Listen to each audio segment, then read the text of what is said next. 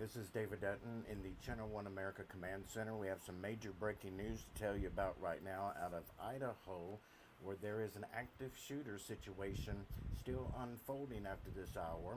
After we've learned late today that a couple of hours ago there was a mass shooting there involving multiple firefighters. Apparently, a man in the woods there near a complex that was on fire. At multiple firefighters. Multiple firefighters have been shot as the firefighters were responding to the fire. From multiple firefighters have been shot, but we're going to find out more in a news conference that is scheduled here any moment. Let's see if we can get the very latest now as we go over to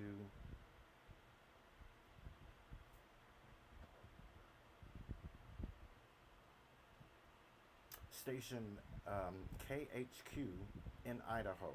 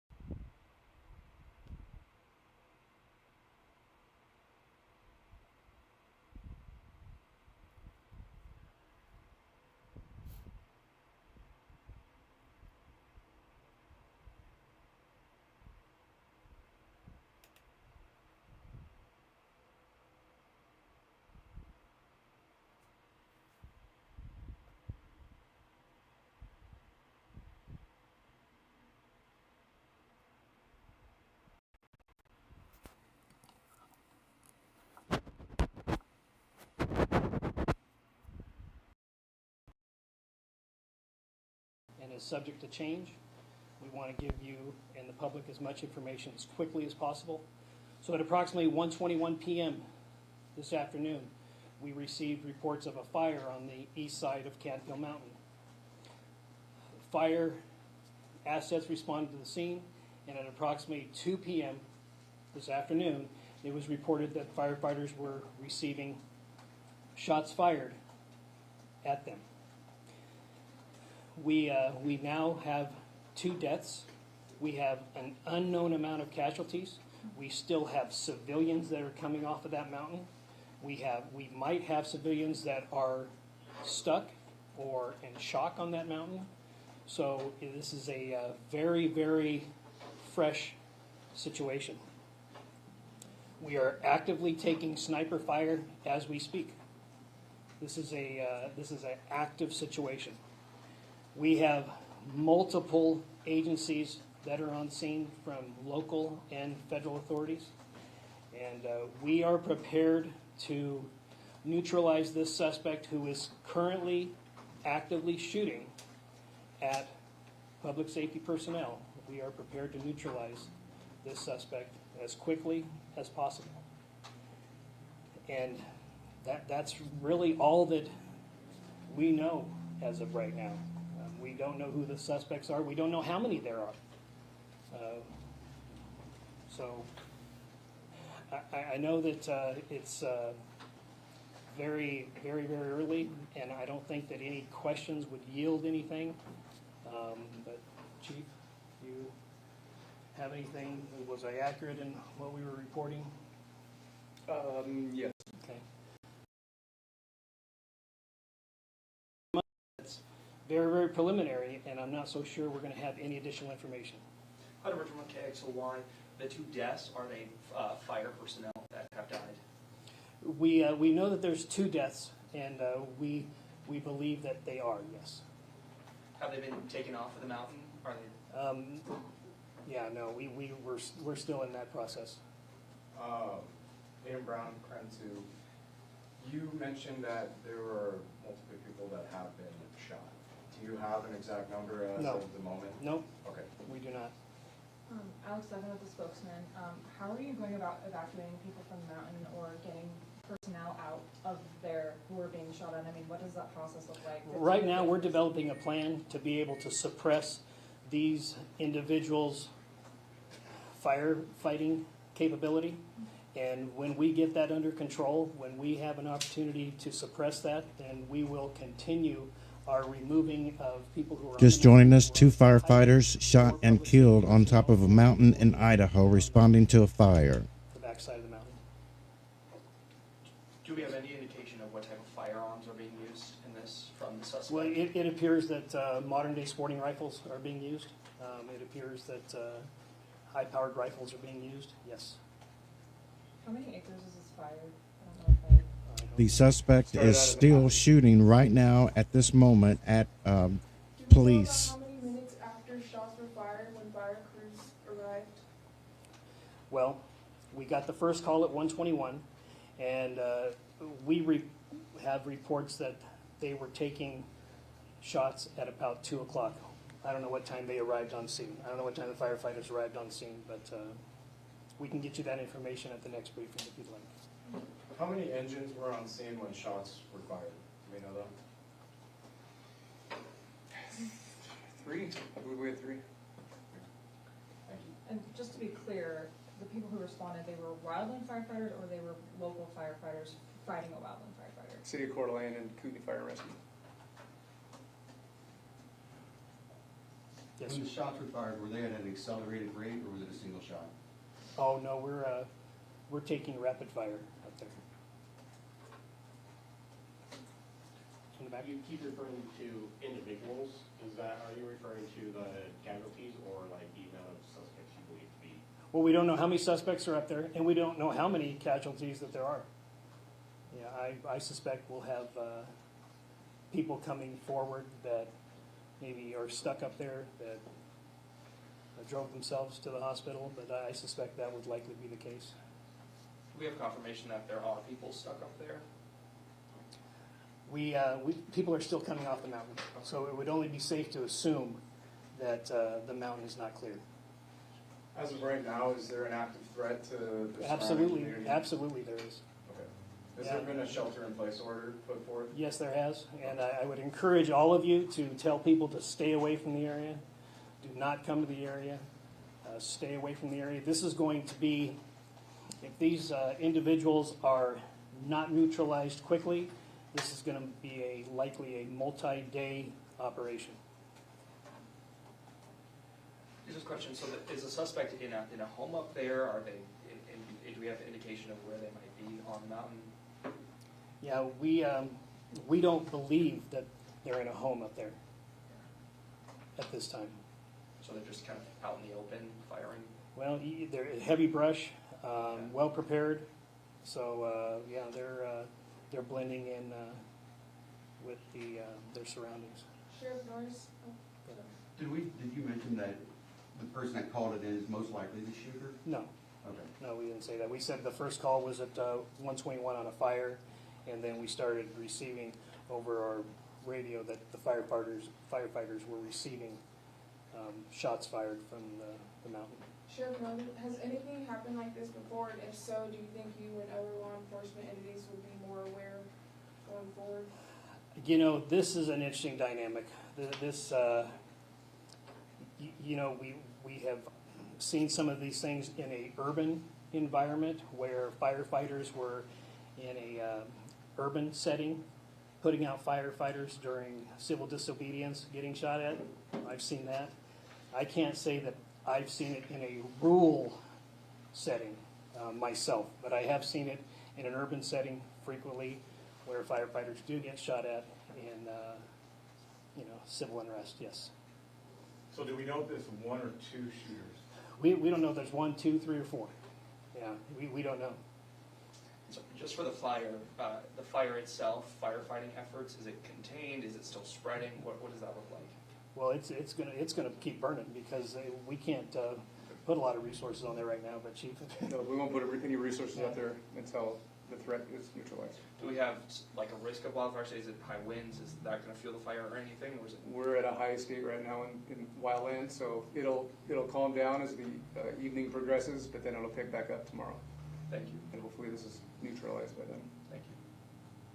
Sheriff Norris, how are you feeling about this overall from when you first got the call to just now from what you've learned? You know what? It's going to be the tough next couple hours. Yeah, absolutely. I'm hoping that somebody has a clear shot and is able to neutralize, because they are not at this point in time showing any evidence of wanting to surrender. So as soon as somebody has a clear shot, I encourage them to take that shot and neutralize the threat.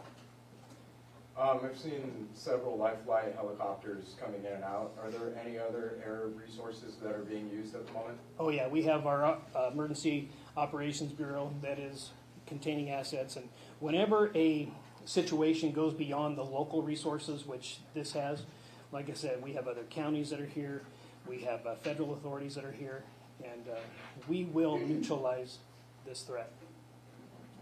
Thank you. And sorry, I know we've touched on this with the suspects. You know, we know there is at least one, but you said possibly others. Is it coming from multiple different locations that bullets are coming from that might indicate that Yes. there is more than one suspect? Yep. So it's coming from not just one.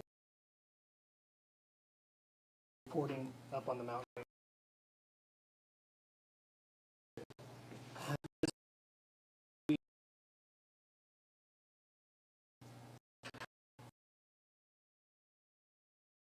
Enforcement authorities that are here on scene?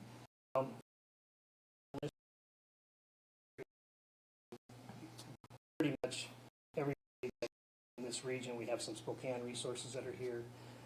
We have Marshal's office that is on scene. Bonner County Sheriff's here. Coeur d'Alene Police, of course, is here. Idaho State Police, but we have a multiple. What we'll do is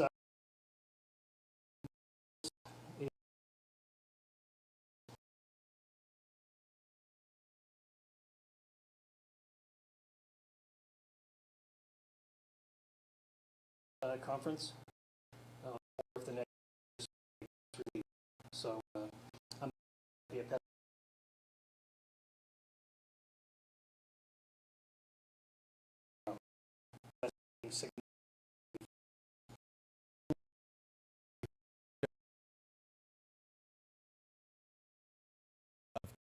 Walk you through exactly we learned in this press conference. We got a lot of new information from Sheriff Norris there as well.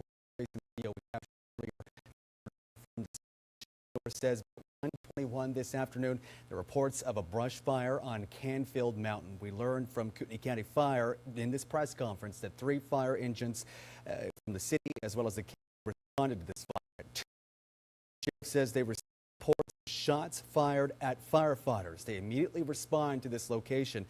We did learn, this is the big takeaway here, 2 people have died as a result of this active shooter situation.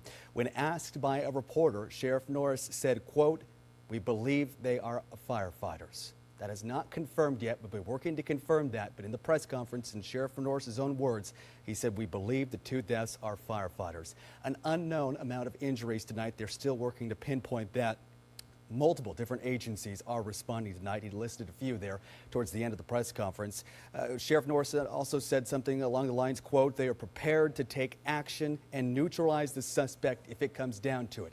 You're looking at the area where the crews are at right now. There is an active shelter in place. You're being urged to avoid the area several blocks around this location in the eastern part of the Lake City. But again, the sheriff saying they are prepared to take action and neutralize a suspect, maybe multiple suspects. In fact, they have sniper teams on their way to the specific locations, according to Sheriff Norris, who just delivered a live press conference. Right now, their focus is trying to get hikers, campers, and everybody else out of this specific area. It sounds like there were several people who have come down from Canfield Mountain, and we're trying to get them evacuated from that location. Not only does this active shooter situation pose a threat, but crews are still waiting to get up there to fight this brush fire that they reportedly responded to around 1:20 this afternoon on Canfield Mountain. The fire chief that was there didn't say an acreage at this point. They first reported as a half-acre wildfire up on Canfield Mountain. But again, they're really reemphasizing that they cannot get their crews up there to fight the fire until this active shooter situation is finished up. We learned a couple of new information from Sheriff Norris in this press conference, as well as the weapon that the suspect may be using. Sheriff Norris believes it is a high-profile rifle being used by the suspect. He told the reporters at this press conference that there is an active threat.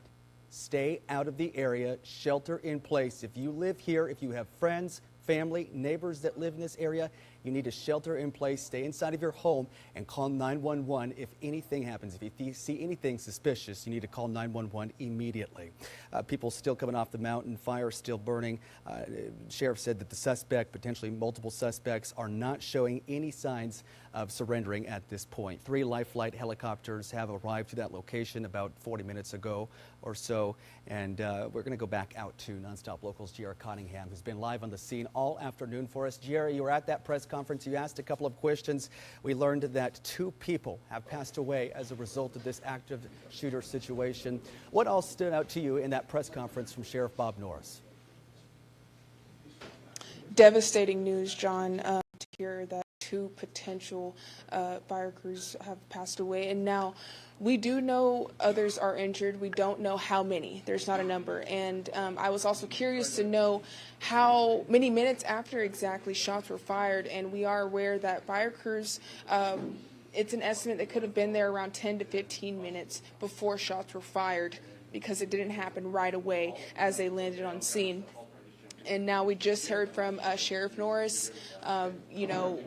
Emotion was in this room, I will say, above all. And they are looking to give more updates, hopefully in the next 3 to 4 hours. They're hoping to close the case overall today. But they say if it doesn't today, then it will extend into tomorrow to see where the active shooter is. Now, what really stood out, though, is how it's still active, in terms of it's still not safe for fire crews to head up there, as these shooters are not letting down. And so Sheriff Norris pointed out, they're getting shots from all angles. And so if a police officer or law enforcement entity sees that shooter, they're being told to shoot. So if you're just joining us, this is Channel 1 America's continuing coverage of breaking news on a Sunday evening. It's just before 8 o'clock Eastern Time. We're live from Atlanta with continuing coverage. We have a breaking story that we've been following here for the last hour or so, where we have unfortunately 2 fatalities now at least. Multiple people have been injured in what appears to be an active shooting situation involving firefighters They responded to a fire along a mountain in Idaho, of all places. And when they got there about 10, 15 minutes later, someone from the edge of the woods there on the side of the mountain started shooting at the firefighters, and at least 2 of them were struck and killed. There may be more that were shot. There are other injuries, and we don't know at this time if any police have been hit, because unfortunately, like the reporter just said there, this is still an active situation. Some 2 hours later, after the initial reports came in, this is still going on. There could be multiple shooters in the edge of the wood line there on that mountain in Idaho, and police are there now. Firefighters have never been able to get to the fire. The fire is still burning.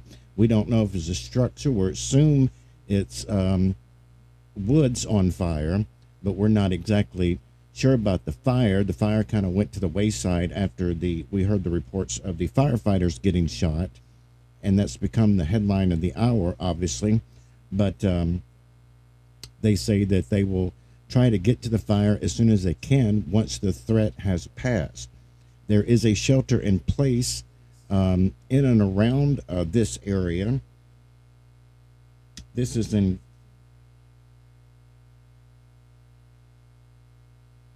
Kootenai County, Idaho,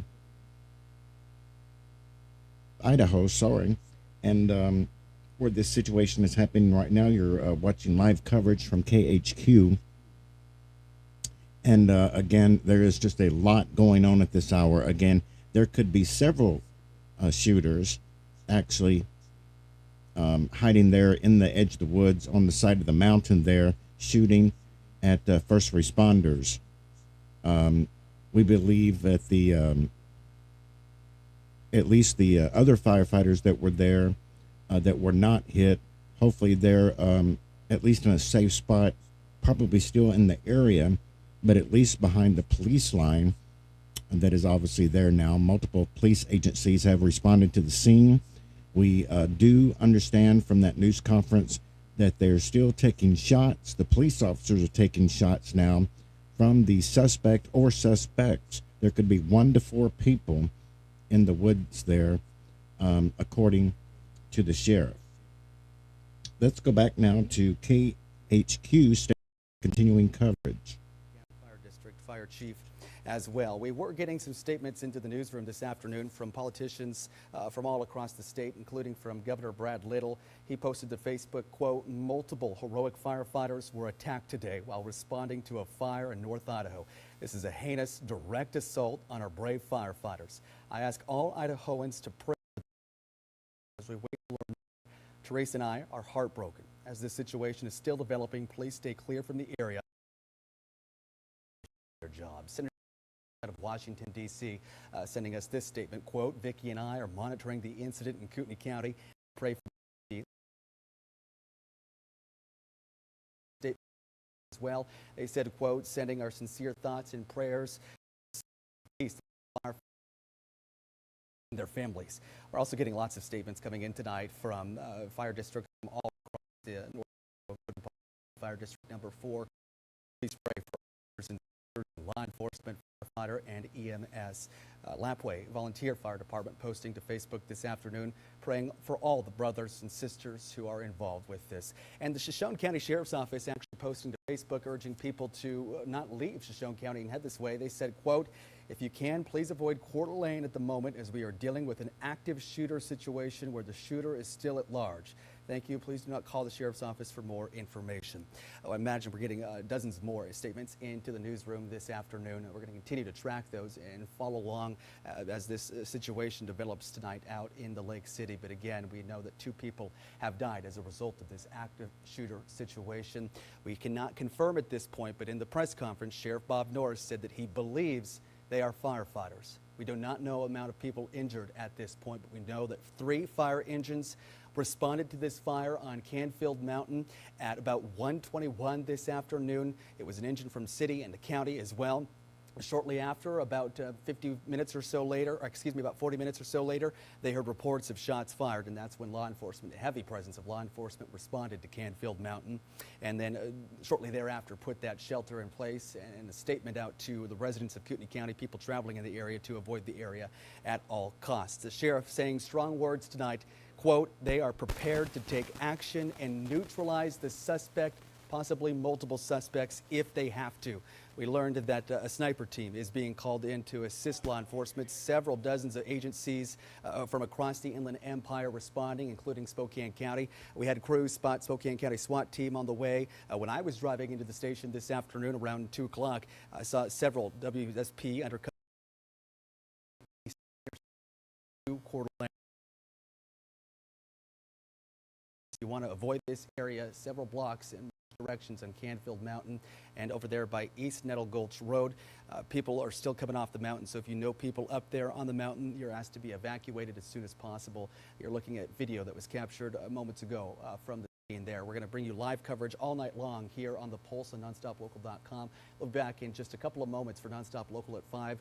Sean Alsey will join us for our live breaking coverage. We'll see you in just a couple of minutes.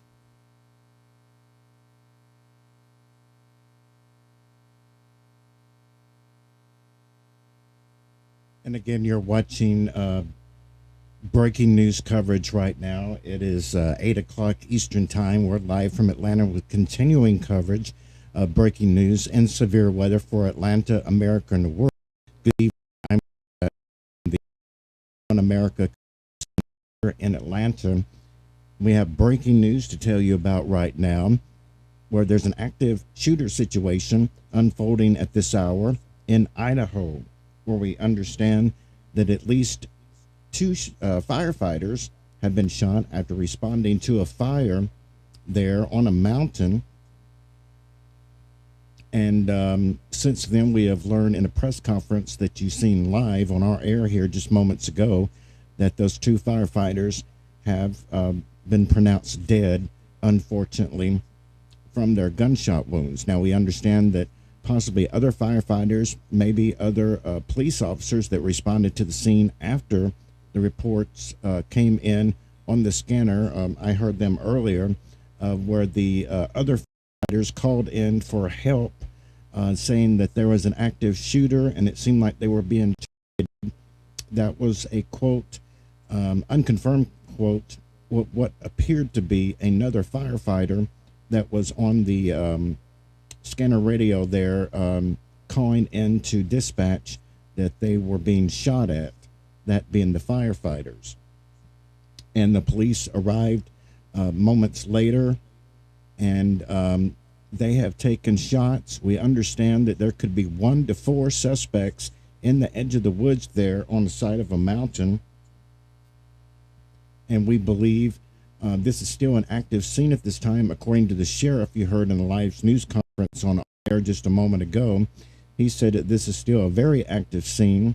There's high-powered weapons being used, and this could be up to 1 to 4 suspects in the edge of the woods still shooting at police officers right now. For the very latest, let's go over to KHQ, over in Idaho. Welcome to Nonstop Local KHQ. We are following a major breaking story tonight at 5 out of North Idaho. 2 confirmed dead, likely firefighters. An active shooter remains at large. Authorities are taking active sniper fire right now in the Canfield Mountain area near Coeur d'Alene. Nettleton Gulch Road is the location.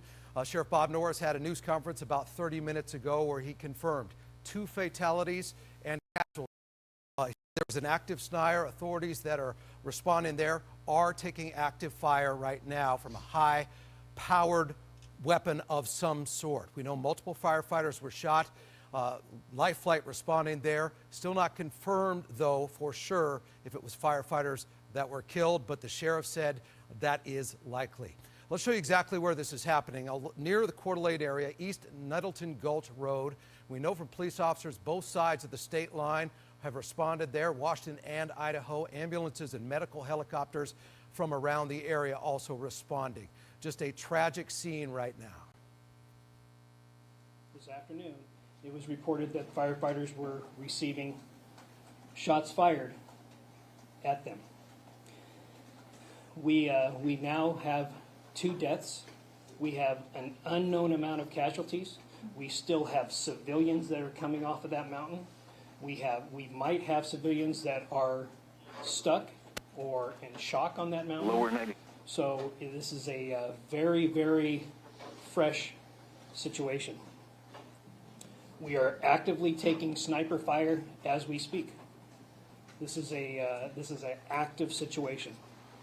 We have multiple agencies that are on scene from local and federal authorities, and we are prepared to neutralize this suspect who is currently public safety personnel. We are prepared to neutralize this suspect as quickly as possible.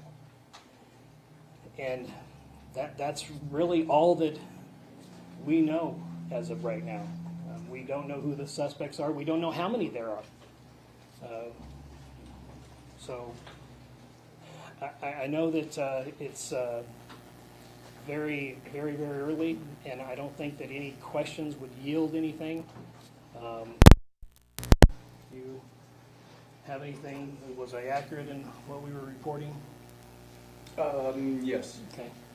So we'll take a couple of questions, but I'd like to remind you that's very, very preliminary, and I'm not so sure we're going to have any additional information. However, from KXLY, the 2 deaths, are they fire? That news conference about 30 minutes ago, as you heard Sheriff Bob Norris, he was very careful in the language that he used.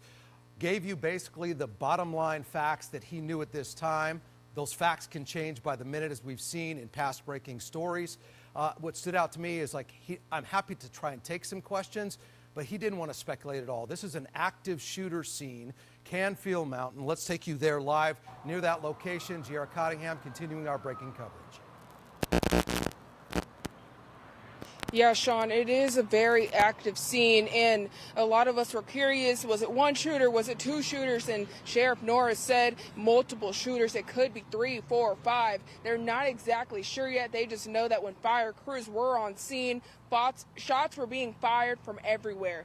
And so we do know that they are setting up tents behind us here, and Sheriff Norris said this investigation could continue into tomorrow or even the next day until they find that active shooter. And now they are still actively shooting, as he said. And so they are thinking that the guns they're using are sports rifles. And one person even asked if maybe they thought the shooters lived near that mountain where the fire started, and they don't believe so as of now. All right, J.R. Cottingham live on scene for us right now. We want to be very careful here with the language that we use, and I'm going to make sure that I stress that throughout the rest of our breaking coverage into this evening. The sheriff did mention a high-powered rifle of some kind. He's pretty sure that's what they're taking fire from. Ainsley is at the hospital. We know at least 2 people killed. According to Sheriff Bob Norris, likely firefighters. Multiple injuries there, massive response, multiple agencies. Our Ainsley Anderson live from the hospital right now. Ainsley. Sean, yeah, as you said, it has been confirmed that 2 people are dead as a result of this shooting. And so I am going to have my photographer, Michael Pan, over here. We are outside of the Kootenai Health Hospital and Medical Center, and there is a pretty big response right outside of their emergency unit. We are right across the street. We have seen Kootenai fire trucks, we've seen Coeur d'Alene fire trucks in and out, we've seen quite a few emergency responders from Spokane. Obviously, as they said during the press conference, they called in units from everywhere, all nearby. And as we did have people telling us, new severe thunderstorm we did see a warning lot for of units Nebraska. coming out of Spokane, coming in to Coeur d'Alene. And actually, from where we're standing, I don't think we can see it right now, but we can see a plume of smoke coming out of the hillside just right behind us over here. And we do see fire trucks and police officers continuing to come in and out of the emergency entrance here at the Kootenai Medical Center. And so we are going to continue to monitor, see if we can't get any more information for you, Sean. Ainsley, appreciate that update. Stay with me here for a second. A lot of people are just starting to hear the news here that 2 people were killed, likely firefighters, as they responded to a fire on Canfield Mountain. What time did you arrive at the hospital? Walk us through what you've seen firsthand, step by step, since you got there, what time that was up until now. Well, Sean, we got here just about a half an hour ago where we actually pulled into the parking lot over at the Kootenai Medical Center, and they told us that we did have to move across the street. Obviously, this is a very sensitive situation right now, but as I said, what we have seen is just a massive response at the emergency entrance here at this hospital, and we have been seeing a lot of those emergency vehicles lighting up their lights, going past, going down this road right here. I believe we are on US 95 right here. It is still a very active scene over at the hospital.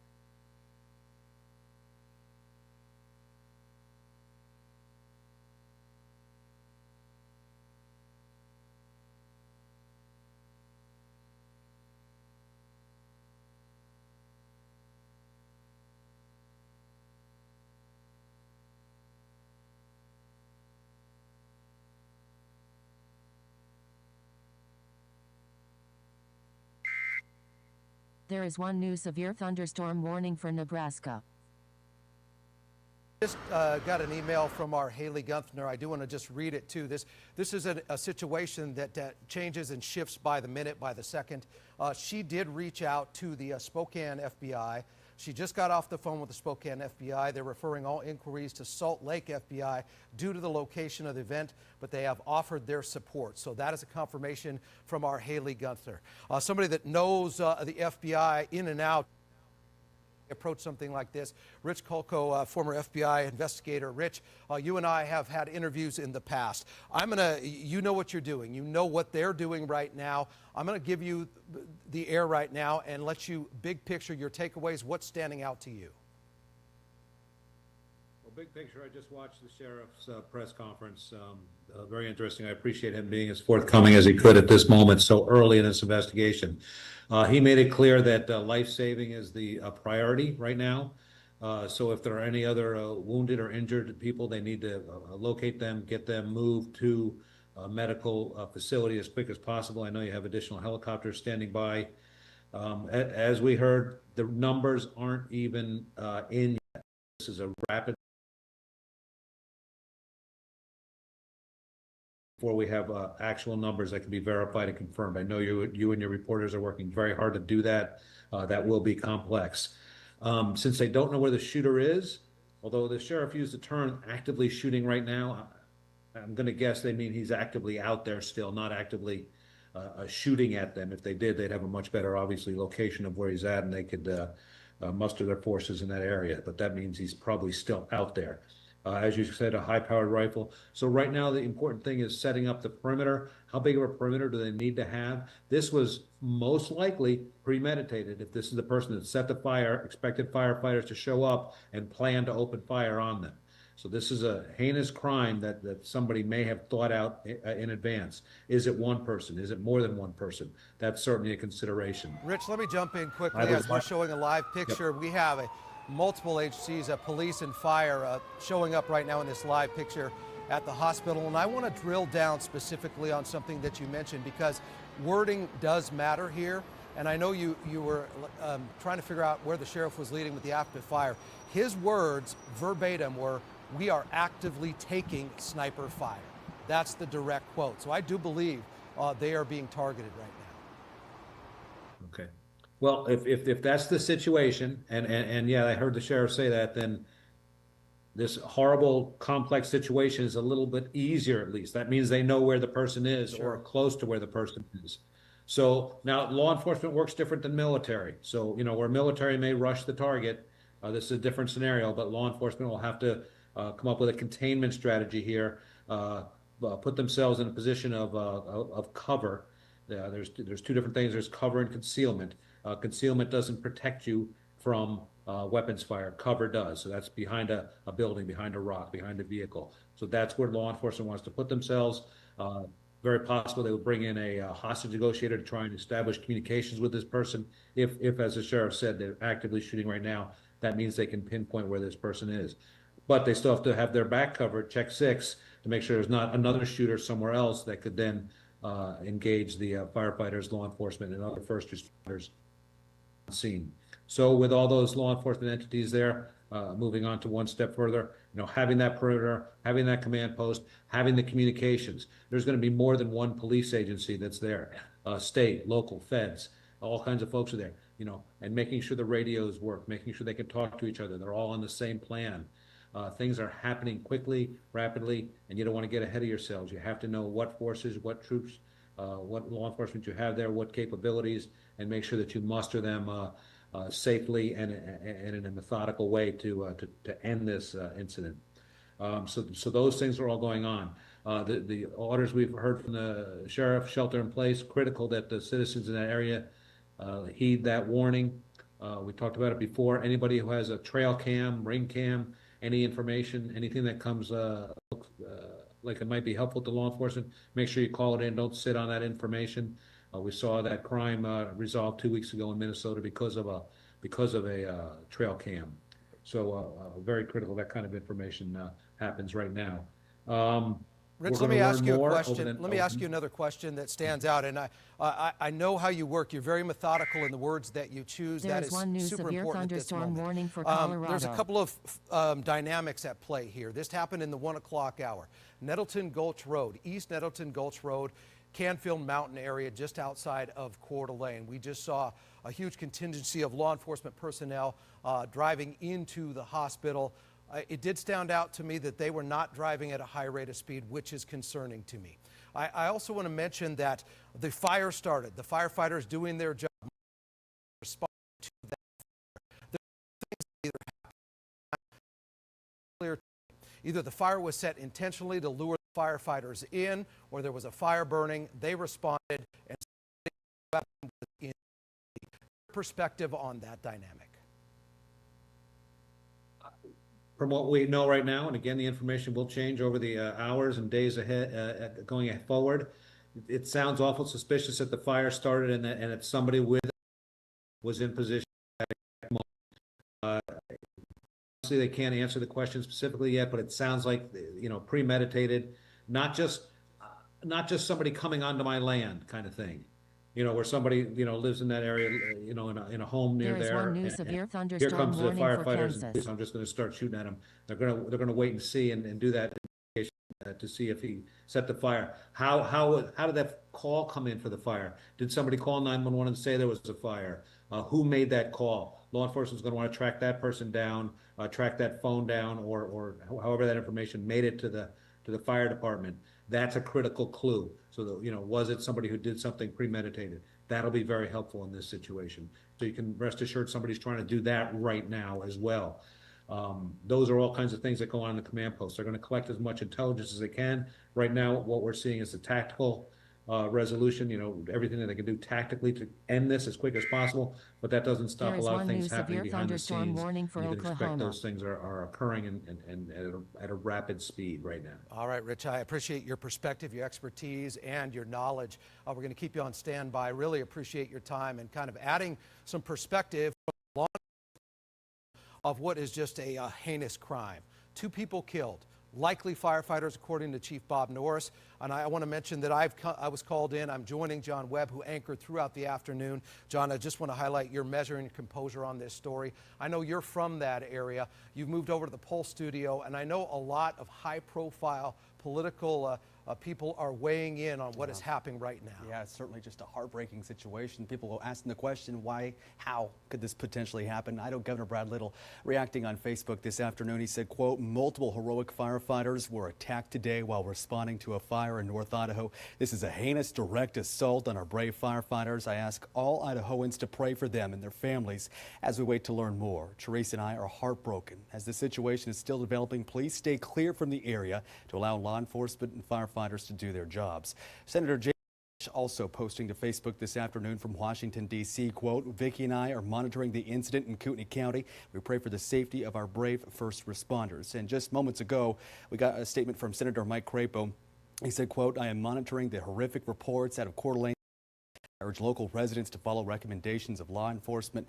My prayers are with victims and first responders. And we also got a statement in from several different firefighter agencies from across the Inland Empire, including Spokane County Fire District, who just posted this out. Please pray for the fire personnel, first responders, brother and sisters firefighting, and families in Idaho that are now dealing with. Go to them. Originally started, Sean, as reports of a brush fire at around 1:21 this afternoon on Canfield Mountain. It was at 2 o'clock. Kootenai County Sheriff Bob Norris said that they heard reports of shots being fired at firefighters. Of course, he confirmed in the press conference that we brought you live coverage of 2 deaths, and he said that he, quote, believed they are firefighters. Unknown amount of injuries at this point. We do know that there were 3 fire engines that were sent up to Canfield Mountain to fight this fire, one from city as well as one from Kootenai County as well. We're getting more information on the fire progression at this point, because when the shots were fired, they pulled the firefighters back, and they haven't been able to get up into Canfield Mountain area to fight the fire since then, and they're still waiting to get crews up there until this situation is slowing down. So I'll track that and see if I can get a hold of Fire Chief Pat Riley with Northern Lakes Fire and get some more information here at 5. And John, stay with me for a second. I know you interviewed Chief Riley a short time ago, right as this was unfolding. Yeah. I listened to that interview on my way in. What stood out to me, you could hear the emotion. These are his brothers and sisters. These are the people. He said, we trained for this, but when it happens, obviously, he used the word heartbroken. I'd like you, for people that are just joining us right now, to kind of paraphrase that interview, what he said to you. Yeah, he outlined what he knew at that point. We're very gracious for him to get us that information. In fact, when we did that interview, Sean, he was in a secure location. They started securing firefighters in Kootenai County at that moment. He was trying to guide fire crews and stuff to try and get a handle of this fire while this active shooter situation was happening at the same time. Of course, we learned that they pulled back. But Chief Riley asked for prayers for his brothers and sisters. There is one new severe thunderstorm warning for New Mexico. Completely heartbroken, and could never imagine that something like this could happen in our neighborhood. Yeah, it is hard to believe, but unfortunately, it is what has happened there. And we don't know an update since the news conference with Sheriff Norris. John Webb, I'll check back with you in just a minute. John, thank you. We have crews all over. You saw about 7 minutes ago a long number of law enforcement vehicles coming into the hospital there off of US 95. That is just to the south of Interstate 90 in the corridor. Let's go back to Ainsley Anderson with some new information from the hospital location. Well, Sean, I was just going to go back over what we saw coming into the hospital a few minutes ago. We saw definitely over 10 police units. We have Kootenai County Sheriff, we have Coeur d'Alene Police, and they were just filing in, and we saw around 7 or 8 fire engines and ambulances coming in. And as you touched on, they weren't moving at a high rate of speed, which is a little bit concerning, but as you guys saw, because we did get to cut back to that live feed there, there was a pretty lengthy line coming down US 95 here, and they are still pretty active over in the parking lot right now. We still are seeing lights up, and we are seeing some emergency responders going to and from the trucks and the cars into the building, and we are going to continue to try to figure out just what is going on inside that hospital right now, Sean. Ainsley Anderson, we are going to leave her right there. Obviously, a lot of information going to come out from that location, the hospital, US 95. Arriving on scene, our Bradley Warren joining in to continue our breaking team coverage of this active shooter situation. 2 people confirmed dead by Sheriff Norris. We can tell you that he said they are likely firefighters, although they are waiting for official confirmation of that. Multiple injuries, and they were taking active sniper fire, so they cannot tend to the fire. That is another element of this. It is burning. Bradley, where are you? What have you learned? Hey, Sean, I'm at the command post right now, and to your point about that fire, as you're coming in off I-90, you can see the smoke from that blaze. That is currently burning from as far away as Post Falls. I want to take you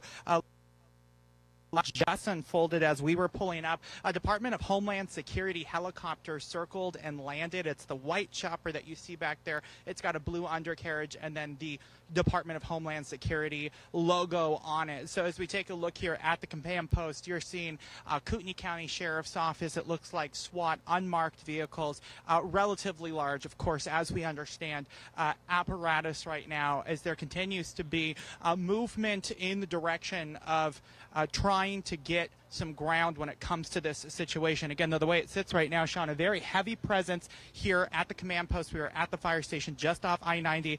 And well, real quickly, Gabe behind the camera, if you could just direct your attention a little over to the right here. We are having another SWAT vehicle pull in as we are hearing more sirens right now. This continues to be a very active scene Again, that chopper just landing, no idea who's on it. I've actually never seen that chopper before, so not sure what its use is, but it did have, it looked like some sort of arm or technology on the front end of it. Not sure if that was a video camera that could be used to feed back a signal to the ground for people to be able to get a look, or if that was something else. But nonetheless, all departments responding here. We've got local, state, and federal resources here, as it does look like more mutual aid is showing up. These are blue and white Dodge Chargers that are pulling in right here. Again, adding to this apparatus that is currently growing by the minute as we are continuing to see the departments respond to this scene. As you were saying, Sean, pretty intense. Unfortunately, it sounds like we have lost 2 people. Sheriff Norris giving us that brief just a few moments ago. Again, as people continue to respond, what we are seeing is state, that's Idaho, of course. We are seeing mutual aid from the state of Washington, and we are now seeing federal aid that is responding by way of security. Sean, I just got here. I want to get to talking to some people. Again, information is very limited, but at the command post, as we are seeing more and more resources come in to try to help get this situation closed. Can I hand it back to you? All right, Bradley. And Bradley, as you go up to talk to those authorities, I've been on similar scenes, unfortunately, over the years. They're going to be reluctant to talk because they have a job to do right now. Hopefully you can get some information. We'll check back with you. Also joining our team coverage right now, Belle Lewis with some information that she has learned. Belle. Hi, Sean. I just spoke to the Coeur d'Alene Police Department chaplain. He was just arriving on site when I was. He said that he knows about the situation and he's here to offer service assistance to people that are hurt or distressed by what happened today. I also want to give you another look at this vehicle that Bradley just mentioned. We do have people currently unloading, as well as another shot of that helicopter that just arrived mere moments ago. Again, we're waiting for some more information and confirmation on some of the details we're getting here, but we do know that the chaplain is here to offer his services if he is needed. Back to you, Sean. Belle Lewis live for us right now. So we have 4 reporters on this story. We have John Webb in the Pulse studio. He carried our breaking news for the last several hours on the Pulse. But let's go back to where did you want to go, Henry? For Nebraska and Wyoming. All right, a reminder, these breaking stories, they go through our Pulse studio, and that can be streamed. You see the information there. You can scan the QR code. Bradley is normally in the Pulse studio. It is our John Webb right now. Bradley is at that location, as is our Belle Lewis, Giera Cottingham. They're all near the command post. Our Ainsley Anderson is at Kootenai Hospital right now, where about 20 minutes ago we saw a large contingency of first responder vehicles, police mixed with fire units coming into the hospital there. We know we have lost 2 people, likely firefighters, although we are waiting for positive confirmation of that. There are multiple other people injured. If you are just joining us for our breaking news, let me reset for you right now. It was in the 1 p.m. hour where a fire started on East Nettleton Gulch Road. That is basically in the shadow of Canfield Mountain outside of Coeur d'Alene. As the fire crews do what they do each and every day to keep us safe and respond to that area, they started taking active sniper fire. 2 people have been killed, multiple injured there. Obviously, at that point, they moved back to a safe space. They can't even address the fire that's burning, and we're told it is still burning right now. It's a rural area. It is a rural area. All right, let's take you back to Bradley Warren. Bradley?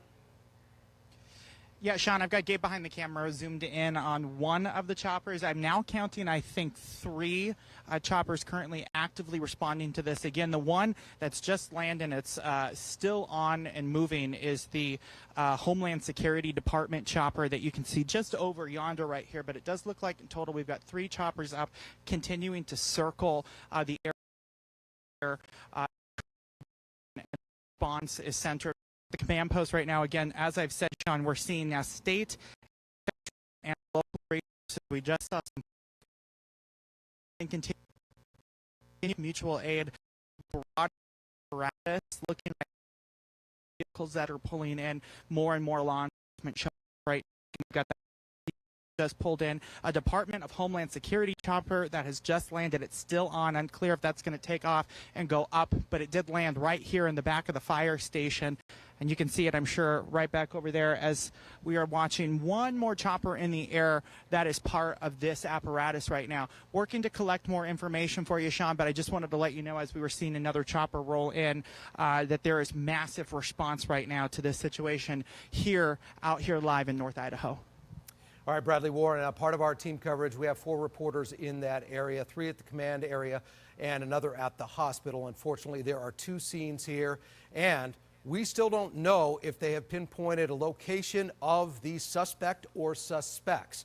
We want to be clear. They don't know if it's one or multiple suspects right now. The sheriff, just after 4:30 our time, said they were taking active sniper fire at that time. At that point, they go to a safe space. They have a perimeter.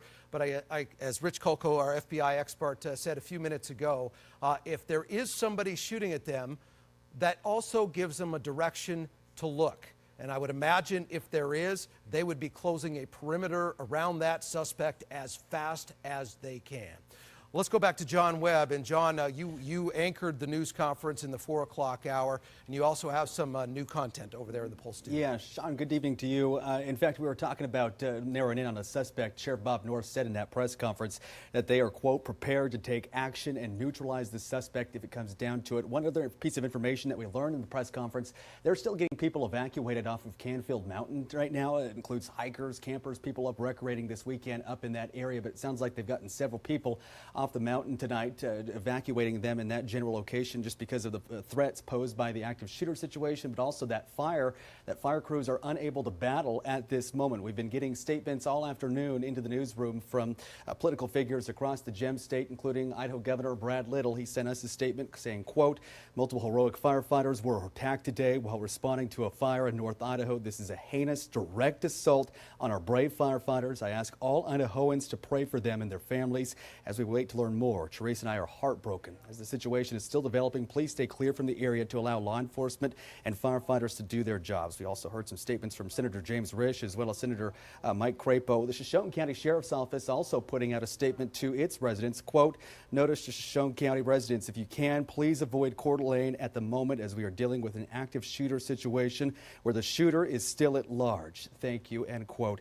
And firefighter agencies from all across the inland Northwest sending out statements as well, asking for prayers and thoughts for their brothers and sisters who were potentially injured and maybe even killed in this active shooter situation. But again, if you have friends or family, somebody you might know that is up on Canfield Mountain, it'd be best to get a hold of them, call, text, tell them that they need to get off the mountain at this point. They're trying to evacuate everybody that is up on Canfield Mountain because of this active shooter situation. We'll stick on it and try and get a hold of Governor Brad Little as well as some of the senators and see if we can bring you some interviews here on the Pulse as well as on the air. Sean? All right, John Webb in the Pulse studio, and John is going nowhere.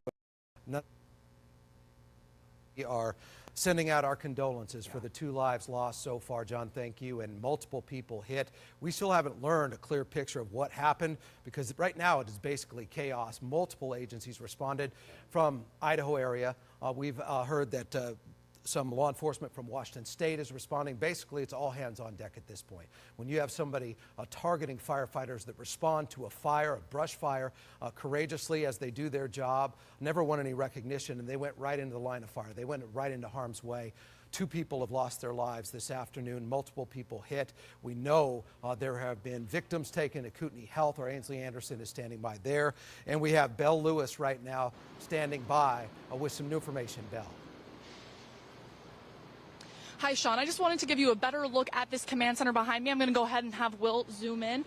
I just heard from an officer a couple moments ago that they're bringing in even more units to respond. Currently, we have, I'd say, about 30 to 40 vehicles, police vehicles in the area, and we still have more coming. They said they expect 4 more in the next couple of minutes. Now, I want to highlight the immense amount of agencies that are responding to this. We have people from the Post Falls Police Department and the Coeur d'Alene Police Departments, as well as Rangers, and a lot of different agencies that are here to lend support and a helping hand at this time. Back to you, Sean.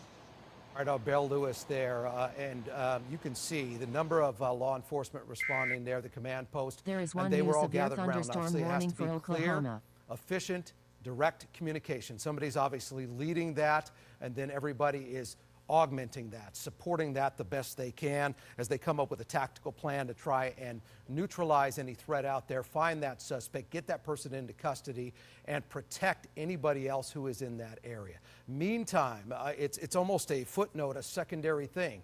A fire is burning in Canfield Mountain. They are not able to respond to it because it would put them in harm's way. So that is the scene that we are dealing with right now, and we will see if we get updates from law enforcement. Usually in a major breaking story like this, they have the initial news conference, which we had about 4:30, as we take you back to images of the command post. After that, if they get enough new information or there's a major development in a breaking story, they will likely then call an impromptu news conference. If they so choose to do that, we have crews there. We will take you there live and let you listen to that in its entirety. But the scene is a tragedy. 2 lives now gone.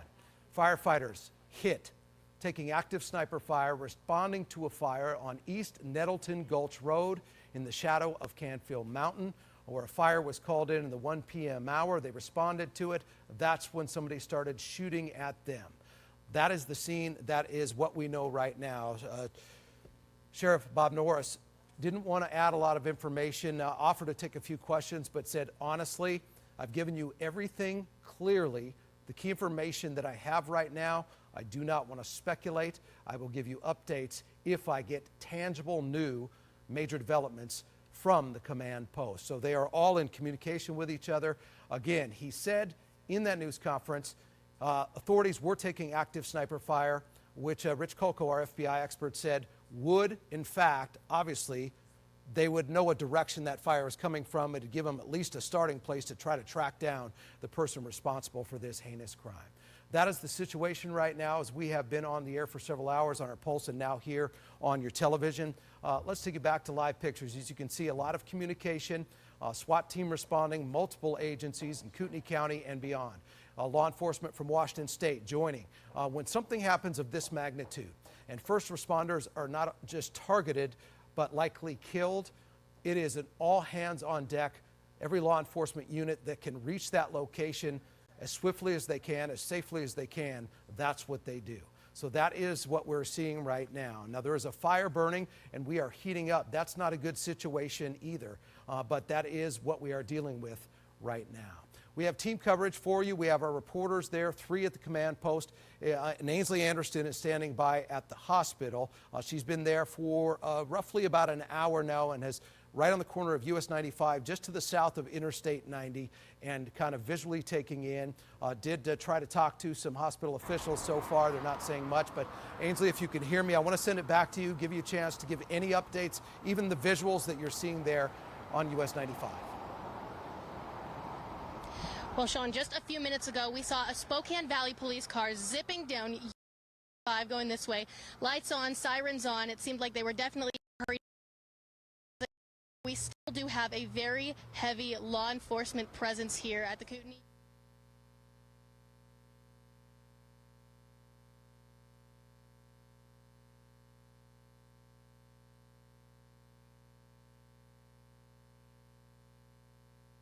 Hospital, Kootenai Health, and what we do know is that we were talking with somebody who works in communications with the Kootenai Hospital, and they said that right now they still do have to defer to law enforcement, and they don't have any new information that they can give us. But Sean, as I said, we are still seeing, we just saw a Kootenai County ambulance go by. We are just seeing emergency vehicles in and out constantly, and some have their lights on, some have their sirens on, and it looks like they are still trying to go back and forth from that scene, and others are staking out here, and we are seeing those officers in and out of the hospital. There was a pretty big group of police officers standing right by the entrance when we got here, and it looks like they still are pretty congregated by that front door. It seems like they're figuring out what next steps to take, and like I said, we are still trying to figure out what could be going on behind the walls of that hospital right now.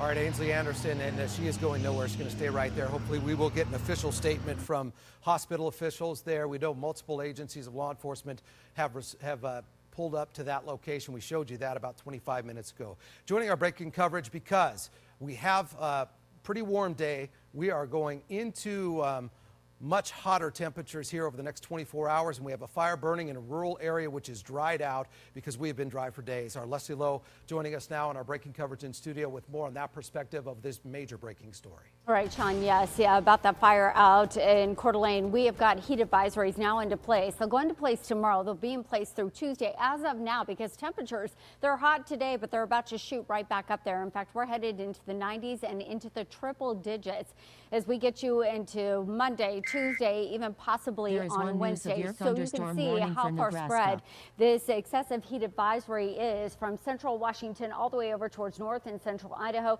and parts of northern Oregon as well. As far as temperatures right now, we're sitting in the low end of the 80s in Spokane, mid 80s over towards Coeur d'Alene. We've got upper 80s and 90s back into central Washington. In fact, it is currently 90 degrees in Moses Lake, upper 80s in the Tri-Cities, and then we're at 90, 91 for Lewiston and Orofino. I do want to talk about the wind speeds because they're always a big player when we're talking about fires. In fact, fires that are burning, we get those winds that pick up. Any kind of a wind speed can pick up that ember and spread a fire incredibly quickly. They do not need that right now out in North Idaho. So wind speeds are anywhere from 5 to maybe 10 miles per hour at most over into Coeur d'Alene. So that is good news. That is certainly going to help our fire crews that are out there with the wind gusts that have only been upwards of about 10 miles per hour. Now, mind you, You're watching continuing coverage of breaking news right now on Channel 1 Atlanta, Channel 1 America. picked up the winds, the cloud coverage, and dropped our temperatures. Now that ridge of high pressure taking over, so it is shooting that entire system up across the BC area over into Alberta. So we've got that ridge of high pressure that's in place. That's also what's going to drive up our temperatures over the next several days. So we've got to keep a close eye on that. Now, overnight lows tonight, they're going to hover in the upper 50s, so we'll cool down a bit. Around Spokane and Coeur d'Alene, we'll be in the upper 40s over towards Colville into Chewelah, 60-degree temperatures back into central Washington. So our weather forecast, we're going to watch very closely. Again, Sean, a devastating day over in Coeur d'Alene, so I'm going to send it back over to you. We'll continue to watch our weather forecast. What I'm watching for right now, my friend, is the possibility of some red flag warnings, which would mean that fire danger is imminent at that point. Leslie, we're going to be going through the night. Thank you for coming in and joining our breaking coverage. Also joining our breaking coverage, and she's been working her sources for the last several hours, including reaching out to the Spokane FBI, is our Haley Gunther, joining us now on the phone. I know you have a couple of tangible pieces of information you've gained over the last 2 hours. Haley, what have you learned? Hey, Sean, good evening. Yeah, you know, this is a chaotic scene. It's a heartbreaking scene. And for the people who live there, Sean, they're panicked. They're worried. I just did a phone interview with a family. They are out of the region this weekend, and they are about to head back to their neighborhood that is currently under lockdown, if they even can. So they're kind of continuing to evaluate the situation and see what's safe and what's best for, you know, their family and, of course, first responders. But, you know, what she told me, Sean, is this is such a wonderful neighborhood. It's such a great part of town. It's, you know, the kind of area where neighbors have each other's backs. You know everyone, and they are just devastated and heartbroken to know that this kind of thing can happen. Of course, it can happen anywhere, but, you know, to know that it's literally happening near their own backyard. So, Sean, we are efforting getting that audio for you so you can hear what that family had to say, but they're getting ready again to hopefully head home, just not sure if that's the case. In reference to the FBI, Sean, so the Spokane office is referring all media inquiries about this incident to the Salt Lake office due to the location of this massive police response. And, you know, the FBI, certainly one of many agencies that are working to try to get some sort of resolution on this. We do know, Sean, that the call for help, the urgent call for help, went as far as the Palouse. When I was making my way to North Idaho on I-90, we saw a Spokane County SWAT vehicle, multiple law enforcement vehicles, and I can just tell you, Sean, everybody is just hoping for the best and putting their hearts out to our first responders there on the scene, Sean. I couldn't have said it better myself. It's just an absolute tragedy. And again, the prime suspect is still on the loose in that area. Our Haley Gunther on the phone for us right now. She will continue to work her sources. Let's check back in with Bradley Warren at the command post. Bradley, you have anything new at this hour? the outfits in which our officers are responding in. It shows you how serious it is. They are in full tactical gear right here. You see the helmets, you see the SWAT vehicles. Another helicopter has joined us. This little blue one right here, that is in addition to the Department of Homeland Security chopper, and I think I can hear one more circling above us. I do want to just let everybody know that I have a contact in the White House press office. I have reached out to them, and the White House has let me know that they are currently tracking this situation. No official word right now from the president or the White House other than that they know that the situation is active and unfolding, and they are aware of the situation that is unfolding here in North Idaho. I'm working my sources to try to get you a little more from not only the White House, but the federal apparatus as well, because the Homeland Security Department is clearly here. So we are seeing in response federal, state, and local as part of mutual aid to this. So as we continue to watch this, our friends from the Post Falls Police Department, they are right over here staging. We've got over here that Homeland Security chopper that I want to show you here real quickly. That landed as we were first pulling in, and you can just hear the constant amount of sirens in the distance of people working law enforcement-wise to make their way here. We'll real quickly show you this officer here as he's walking into the command. Here, they are prepared for whatever potentially could come their way. As we are dealing, Sean, as you have said more than one time, with a very serious and heartbreaking situation, it is very clear that the eyes of the world are on this story right now with North Idaho as we work to try to understand what has happened here. We are seeing a response and inquiries about this situation from media around the world. Just as I've been standing here, we've been getting push alerts from NBC affiliates in New York, stations in London, the BBC. There are people watching this right now because of the severity of what it is, and that is why I let you know that we have reached out to the White House, and they are letting us know that the situation, but the way it sits right now, law enforcement are staging a very heavy presence here as we continue to seek, and I'll have Gabe here show you the law enforcement that is staging right here, preparing with some pretty heavy weaponry to make their way into whatever situation potentially could unfold next. It continues to be a tense situation here, Sean, as our law enforcement officers and firefighters are waiting for more information. We were just down over at the fire station, and there are firefighters sitting on chairs.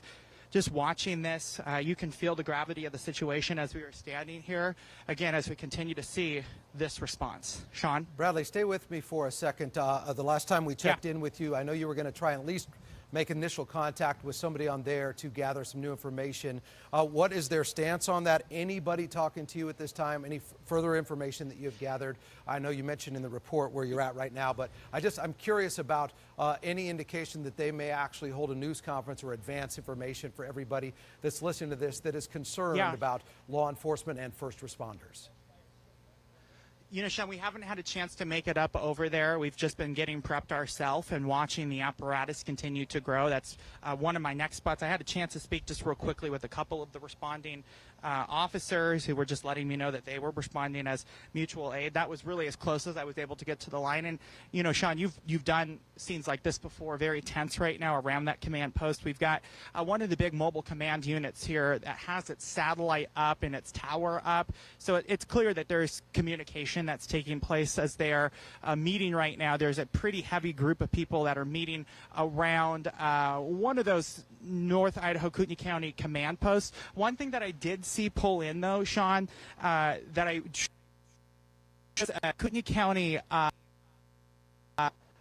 response team. So it was a truck with a big heavy trailer. Not sure what was in that. Again, here you see multiple SWAT units have responded as Gabe is behind the camera showing you the scene and just what we're seeing. But again, pretty serious amount of enforcement continuing to arrive. As you've said, Sean, all hands on deck for a situation like this. And the gear that they're wearing leads me to believe, again, this is still a very serious situation. The officers in tactical gear with the helmets on and the vests on and the big weapons out, that lets you know this is very serious. Certainly, and it's going to be serious for some time to come. Bradley Warren continuing our breaking team coverage. And let's bring in John Webb. John in the poll studio for us tonight. John, we know that 2 people have been killed, likely firefighters, waiting for official confirmation of that. Yeah, we are waiting for confirmation of that from Kootenai County Sheriff Bob Norris, but he said in the press conference, quote, that he believed that they were firefighters. Sean, you've lived here for a number of years, so have I. I cannot think of a time where a firefighter would be a target in a situation like this. The big question tonight, what exactly is the motive? Of course, my thoughts go back to Sergeant Greg Moore of the Coeur d'Alene Police Department when they was a target. And we talked with Richard Coco with the FBI for a number of minutes on the Pulse stream when we were bringing this breaking story to you live. And he did mention a couple different cities across the U.S. where firefighters have become targets. I kind of want to walk you through just the timeline of events, where it stands right now. And again, this information is very preliminary, so it will certainly change as the story progresses by the minute and by the hour. At 1:21, they heard reports of a fire on Canfield Mountain. This is just east of Coeur d'Alene High School and north of the Ponderosa Golf Course, specifically in the Nettleton Gulch Road area. When the firefighters responded, there were 3 fire engines from the city and from the Kootenai County as well. About 2 o'clock, the sheriff's office said they got reports of shots fired at firefighters. We had confirmed with Northern Lakes Fire District Pat Chief at that time that he believed multiple firefighters were injured. In that press conference that we brought to you live on the Pulse around 4:30ish or so, Sheriff Norris said that there were 2 deaths and that he, quote, believes they are firefighters. We have an unknown amount of injuries. At this point, the sheriff went as far as saying that they are prepared to take action and neutralize the suspect or maybe suspects. They don't know if it's just one or potentially multiple suspects in this particular situation. Right now, as it stands tonight, they're trying to urge hikers, campers, people in the area to evacuate from Canfield Mountain. It sounds like several people were up there on the mountain about a half hour ago or so. We learned that in the press conference. And we also know that the crews haven't been able to get up to respond to that wildfire that was up there on Canfield Mountain. We brought you live coverage all afternoon, and you can kind of see the smoke progress. Sometimes it dissipated. Didn't really look like there was a lot of smoke there towards the end, but as it stands right now, we know that it's about a half acre. They're waiting for the scene to get cleared and safe for firefighters to get in there and start battling the fire. But again, if you know anybody who lives up on Canfield Mountain, you're asked to evacuate it. And we do know that the area has been under a shelter in place and ask residents to avoid the area. Haley Gunther spoke to a woman who lives in that neighborhood and is under that shelter in place. Take a listen.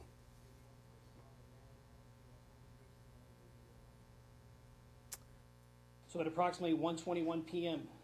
this afternoon, we received... Okay, they had the wrong video there. We're going to work and try and get that sound for you. But I'll toss it back over to you, Sean, and try and get that interview attached here for this broadcast. Sean. Me for a second. You were on the air for several hours before I came into work, before the 5 p.m. newscast. You mentioned Sergeant Greg Moore. I was out on the scene that day. He was just doing his job very early in the morning and came across a suspect, and that suspect ultimately killed him. K-27, you see those stickers here for perspective. That was many years ago. The other active shooter situation that I remember and was actually out there was in June 20th, 1994. It was less than 1 month after his honorable discharge. The United States Air Force, Dean Melberg, entered Fairchild Air Force Base near Spokane, just to the west of us here, and opened fire, killing 4 and wounding 23 others. So unfortunately, that was in 1994. Let's fast forward to 2025. People are being targeted. Law enforcement, first responders, fire crews being targeted. Our John There is Glad. one news severe thunderstorm warning for Nebraska and We are Wyoming. heartbroken for our first responders who really, they get up, they have families, they go to work each and every day. They go into harm's way, they don't run from it. Yes, they certainly do. They are our heroes, all the brothers and sisters that protect our livelihood here in the inland Northwest. They were just doing their job. They responded to a fire out there trying to protect people who live in the Lake City, and then this is what happened. So you can imagine that investigators will be trying to figure out a motive. But again, a shelter in place has been ordered. Haley Gunther did talk to a lady who lives in that neighborhood. Take a listen. So how close do you live to where this is all going on? So we're off 15th and Best. We are in the Best Hills Meadows neighborhood, and we are currently on lockdown right now. We've just talked to our neighbors and just to see if we can get home, because we're going to be leaving here pretty soon to head home. So and as of now, hopefully we can get in there. Can't get home.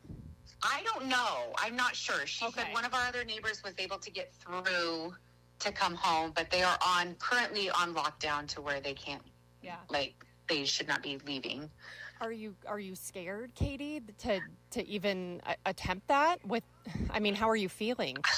Honestly, I'm not too scared to go home. I kind of want to be home. It just makes me sad. It's just devastating for our community in our neighborhood, and just honestly, my husband is on that mountain every day, and he would have been up there if it weren't for Hoop Fest today. So, and I walk up that route every day, and it's just beautiful and serene, and it just makes me sick and sad to know that this is going on. So, Yeah, I mean, it really is. It's equally heartbreaking as it is terrifying. For people, There is Katie, one who are new totally severe thunderstorm unfamiliar warning for Nebraska. with this area, I mean, you touched on it earlier, but what is it like? What kind of neighborhood is this? oh my gosh, wonderful, beautiful, safe neighborhood. Our neighbors are amazing, close knit. We don't have this stuff going on. People go up that mountain to bike and hike and ride motorcycles and four-wheelers all the time. This just is a recreational area where people feel safe and, you know, family oriented. And it's just, this is just so devastating, and my heart breaks for these people. As does the entire inland Northwest tonight. I can't imagine being in that neighborhood right now. We just got some new information from the Kootenai County Sheriff's Office. We just learned that Sheriff Bob Norris will be holding another press conference tonight at 9:30 at the Kootenai County Office of Emergency Management Emergency Operations Center. That's out by the airport there in Coeur d'Alene. We'll certainly be bringing you that live coverage at 9:30. Another press conference, hopefully some new information. Sean. All right, John. Yeah, that's usually how it works. Once they get some tangible new developments, they hold another news conference, but that is scheduled, as John mentioned, for in the 9 p.m. hour. We will take you there live, carry it in its entirety. There is Nicholas one new Everhart severe wrote in. thunderstorm He lives warning in for that area, Nebraska. wrote on my Facebook page that I live 3 minutes from there. Incredibly sad, praying for all of our first responders and their families and those involved. The killer is at large still. He's familiar with that area, and obviously some of those residents are in a lockdown right now because there is a massive safety risk. In the Canfield Mountain area, this initial incident happening in the 1 p.m. hour off East and Nettleton Gulch Road. Let's go back to the hospital, where we have seen a number of multiple law enforcement agencies there in their vehicles officially marked Ainsley. Yeah, Sean, so I'm still here on the corner of US 95 and Ironwood Drive, right across the street from the Kootenai Medical Center, where there is still a large presence of law enforcement officers over there. And from here, we are a ways off, but we can see at least 4 fire engines over there and emergency response units from multiple jurisdictions. And so we do hear sirens in the distance here and there every few minutes. We will see a few emergency cars going by that look like they are still going in the direction of the scene. But we also have seen quite a few units coming in and out. We are seeing one leave just right now. And like I said, there is still a pretty large group of first responders, firefighters, police officers standing outside the medical center regrouping. And we are still trying to get more information from the hospital. We do have a contact in there that we are trying to get communication with right now. But we are going to continue to monitor this situation out here for you guys.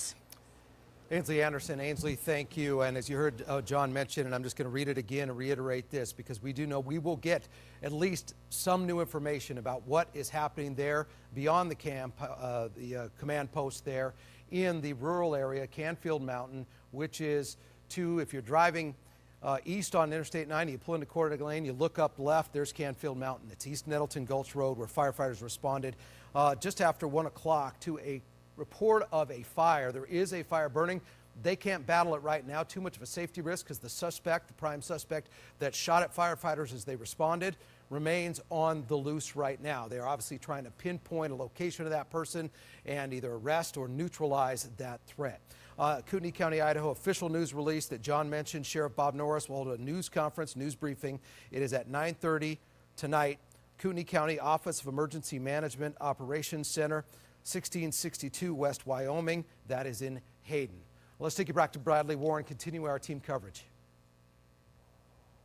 Yeah, hey, Sean, I first want to give you a quick update. I did go over, try to talk to our friends at the command post, but the situation is still just too busy to be able to get a word in with them for any additional new information. But we'll bring you back down here to the command post and show you the scene as we are continuing to follow the resources that are responding. These are tactical teams that are responding from across the region. We just saw that Department of Homeland Security helicopter take off. That is a federal resource, so we're seeing state, federal, and local resources respond responding here, as we have learned that 2 people unfortunately have passed away. It is unclear what the relation to this situation is. All we know is that there is a heavy police response right now, as the sheriff's office is leading right now a very massive technical response, as we are seeing the officers get out of the vehicles right here to the right of me in full tactical gear. You see them with their vests on, you see them with the helmets on. Unclear what they will be utilized for, but nonetheless, it is a very heavy response from across the region. So again, state, federal, local, and then mutual aid from the state of Washington. As we are watching some movement over at the command post right now, it looks like there's some smaller CAT vehicles, ATVs, that are being used as well. As you were saying, though, Sean, to the point of this fire, when you're coming in on I-90, driving in, roughly Hayden Post Falls, you start to see the smoke just sort of as you take that turn there entering Coeur d'Alene. You start to see the smoke, and it's immediate question mark. What is that? What is that? Well, we know that that is this blaze that is burning right here that crews were working to try to attempt to put out, and then this unfortunate situation unfolded. Again, you see a little bit of activity right now from the command post as people are working and getting orders. But those choppers that we've been seeing, the Homeland Security one just took off. It's circled the mountain. I haven't seen it. Hold on.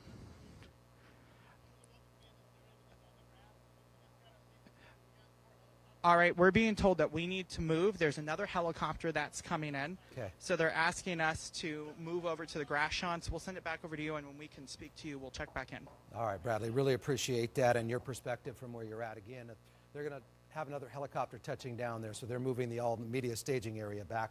Let's bring Leslie back in. The fire is burning. They can't even address the fire right now because the threat to lives is too great right now, and we've had high heat drying out our area, and we're just going to get hotter from here, Leslie. It's all just really a scary situation if we think about it, Sean. Thank goodness we don't have the winds that we were seeing Friday and even yesterday. Winds gusting upwards of about 10 to 15 miles per hour, max 13 miles per hour in Spokane, over towards Coeur d'Alene, just about 10 miles per hour. So that's certainly going to help. But remember, any kind of a wind speed at all is going to pick up an ember from a fire, and it's going to spread it incredibly quickly. That makes things very difficult.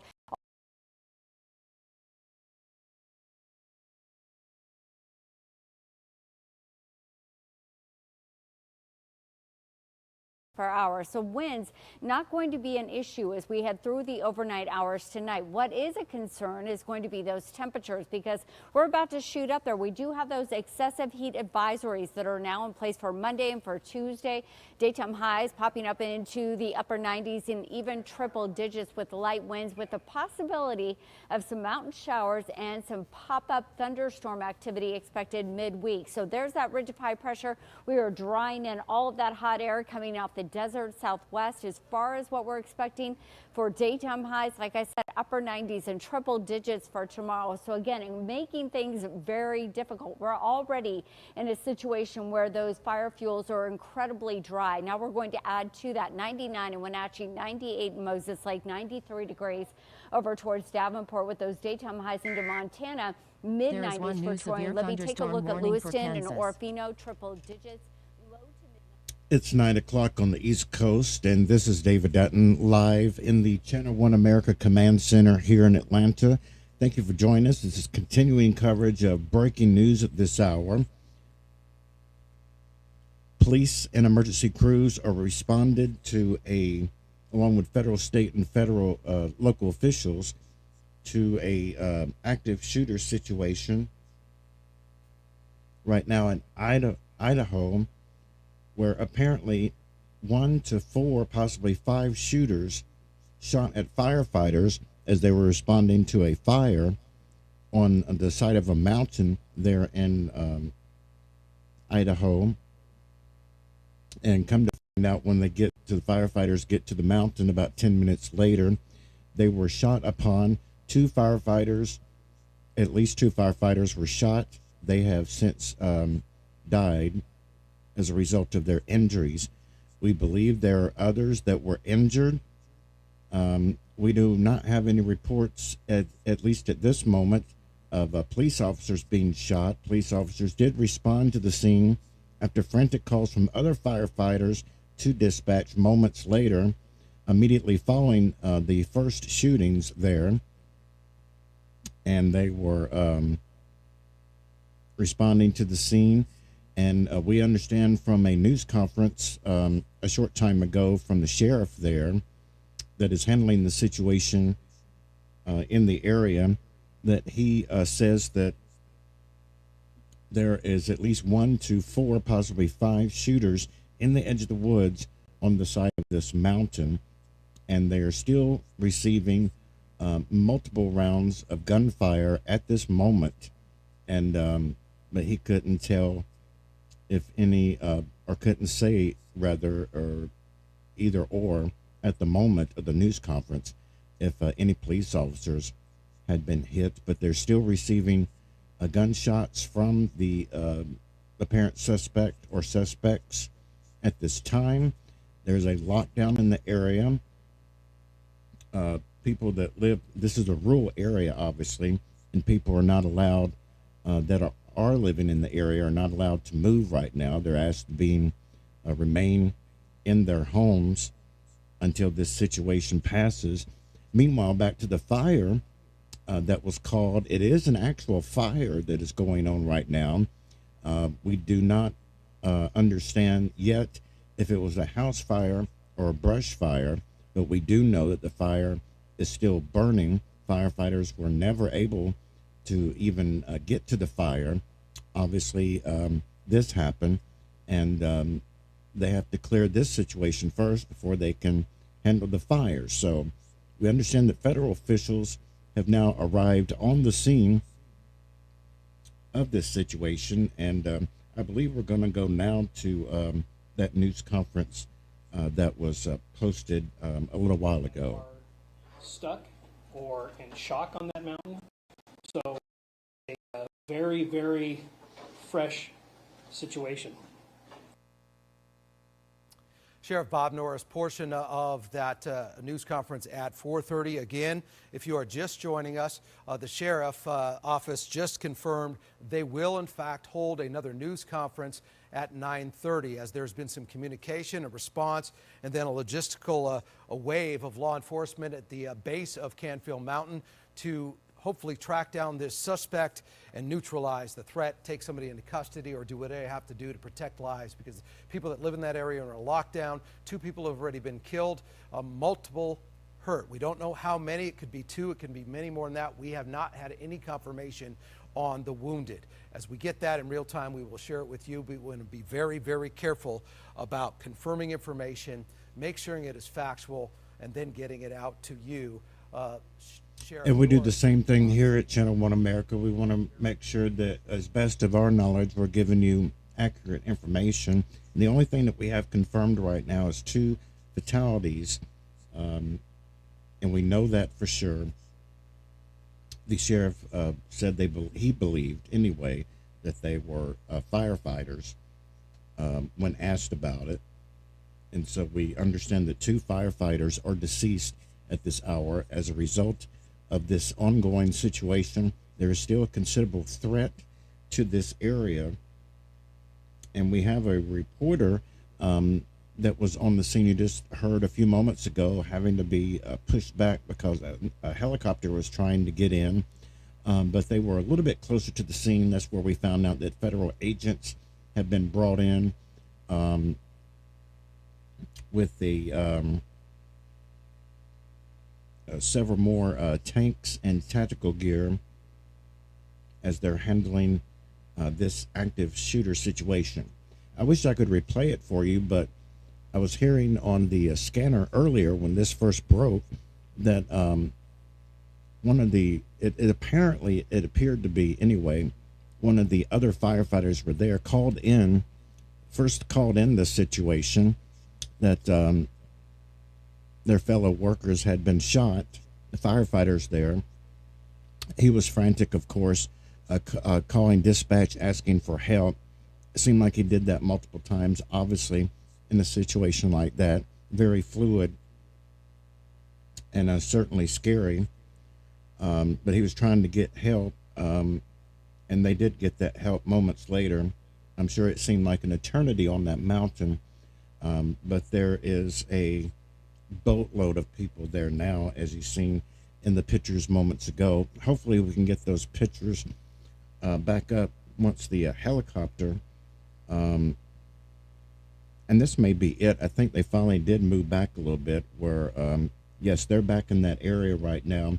There you see the local, state, and federal agencies that are in the area right now. Again, this is in Idaho. Let's go back to KHQ for continuing coverage of this breaking story. You see movement from the command post, and then people will disperse and come back and disperse and come back. But there is definitely activity taking place as one of those big mobile command units is here. You can see the satellite is up, its tower is up. That is to help broaden the communication elements of what is taking place here so that the officers can speak with each other as they are still working an active situation. More Kootenai County Sheriff's officers are arriving. We've seen mountain tactical teams arrive. We've got a search and rescue sheriff truck here. A pretty big apparatus on the ground, Sean, as we continue to stay here and wait for the latest development. But the way it sits right now, 100% is still an active scene. Sean? All right, Bradley Warren, continue our breaking team coverage. As you heard Bradley mention, the White House is monitoring this. So are several politicians that have issued statements. Let's go back to the poll studio and our John Webb with those statements. Yeah, Sean, we're not only hearing from politicians, we're also hearing from fire districts from all across the inland Northwest. You can imagine they're feeling the pain with their brothers and sisters potentially being lost. We know 2 people are dead. We still have not confirmed at this point if they are indeed firefighters. I'm going to pull up Spokane County Fire District 8 statement that we just got into the newsroom moments ago. It says, quote, today firefighters from CDA were shot and killed while responding to a wildland fire. We are sad and praying for their families and praying for all the first responders who are on scene and continue to protect our communities. Another statement we got from the Idaho PSAP committee just came into the newsroom as well. Quote, unimaginable news at a Coeur d'Alene with an active shooter incident that is still ongoing with confirmation of firefighters who have been shot. The Kootenai County Sheriff's Office has confirmed 2 deaths. Heartbreaking. Stay strong, first responders. I cannot imagine, Sean, what first responders, including law enforcement, must be going through right now on the scene, trying to find an active shooter who still poses a threat to the community. In fact, they've ordered that shelter in place and asking people to avoid the area. But just a heartbreaking day here in the inland Northwest. How? Why? So many questions There is one new severe tonight thunderstorm warning for Oklahoma. Yeah, and you talk about heartbreak. You interviewed Chief Pat Riley, Northern Lakes Fire Chief, and you could hear the emotion in his voice. John Webb will keep you right there in the poll studio. And we do want to tell you, we're going to take you to Ainsley in a second, but I want to kind of walk you through in real time what is happening as there's communication here in my earpiece as we are getting some new information and confirmation here into the newsroom. In fact, we have just received into the newsroom, and you'll be hearing it in just a moment here as soon as we can get it ready. There is one new special the Marine 911 warning. call, that original 911 call after they were taking active sniper fire. We'll play that for you, and we're going to just play it to you in its entirety. We're not going to edit it at all because this is just an absolute heartbreaking tragedy. We don't have that yet, but we will have it for you in a minute. Meantime, let's go to the hospital and check back in with Ainsley Anderson. Hi, Sean. Yeah, as Bradley was talking about a few minutes ago, just the magnitude of response that this situation is warranted, and we've been seeing them in and out of the hospital over here. We've been seeing Kootenai County Sheriff's Office, we've been seeing Coeur d'Alene Police, Spokane Valley, SPD, you name it. Any emergency response unit within this area is out here, and they are responding to this situation. We're seeing quite a few fire engines still in the emergency room parking lot over here, right at that front door, and we are seeing a big group of emergency responders still outside those front doors over there. We are on the corner of US 95 and Ironwood Drive, and we are still seeing here and there a few emergency response vehicles going north on US 95, as well as coming back from that direction, as well as, I know you probably can't see it right now, we do have a big tree in the way, but east of us right here, just right behind the camera, we can see the big plume of smoke on that hillside, Sean. So we're going to continue to monitor the situation out here at the hospital. Ainsley, stay with me for a second. Let's walk through this in real time. You are across the intersection, of course, from the hospital, and be respectful there. There is one new severe thunderstorm warning for Wyoming. The contact you've had with hospital officials, do we know if they will hold a news conference anytime soon? Have they given you any indication at all? And if not, are you able to go into the facility and ask? We've not had any We haven't had any luck getting any new information from our contact within the hospital right now. They did say that they are deferring to law enforcement right now, doing all of these press conferences. Obviously, there is going to be another one tonight at 9:30. That is what they at least deferred us to right now. We have tried to get onto the grounds of the hospital, but we were promptly escorted out by hospital security just because it is still such an active scene right over here at that emergency room area. So we will try to get more information. We will make some calls, but we are trying to get a little bit more of a handle on the situation that's happening out here at Kootenai Medical Center. Yeah, absolutely understandable. And of course, we're going to be respectful of their requests in this tragic time. Ansley Anderson, I was just curious of what the logistics were and what we were not hearing from hospital personnel. In fact, we just have the one of the first 911 calls that came in. We have not edited this. We're just going to let you hear what happened.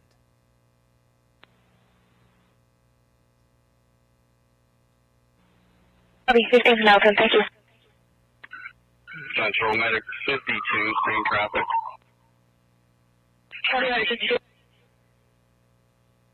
Sets on that parking lot. They need to stay there and make sure no one else comes up here. Not Department of Lands, no one.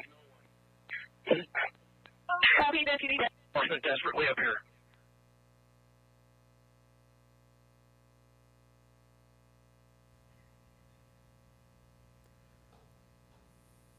Portion of that 911 call. There is much more to it, and we will share it with you.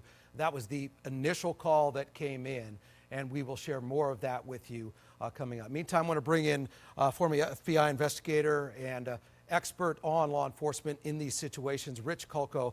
He's basically on a Zoom camera here off to my right and just been on standby to help provide reason and measure perspective on tactical. That was actually not a 911 call. That was a scanner when this first situation began several hours ago.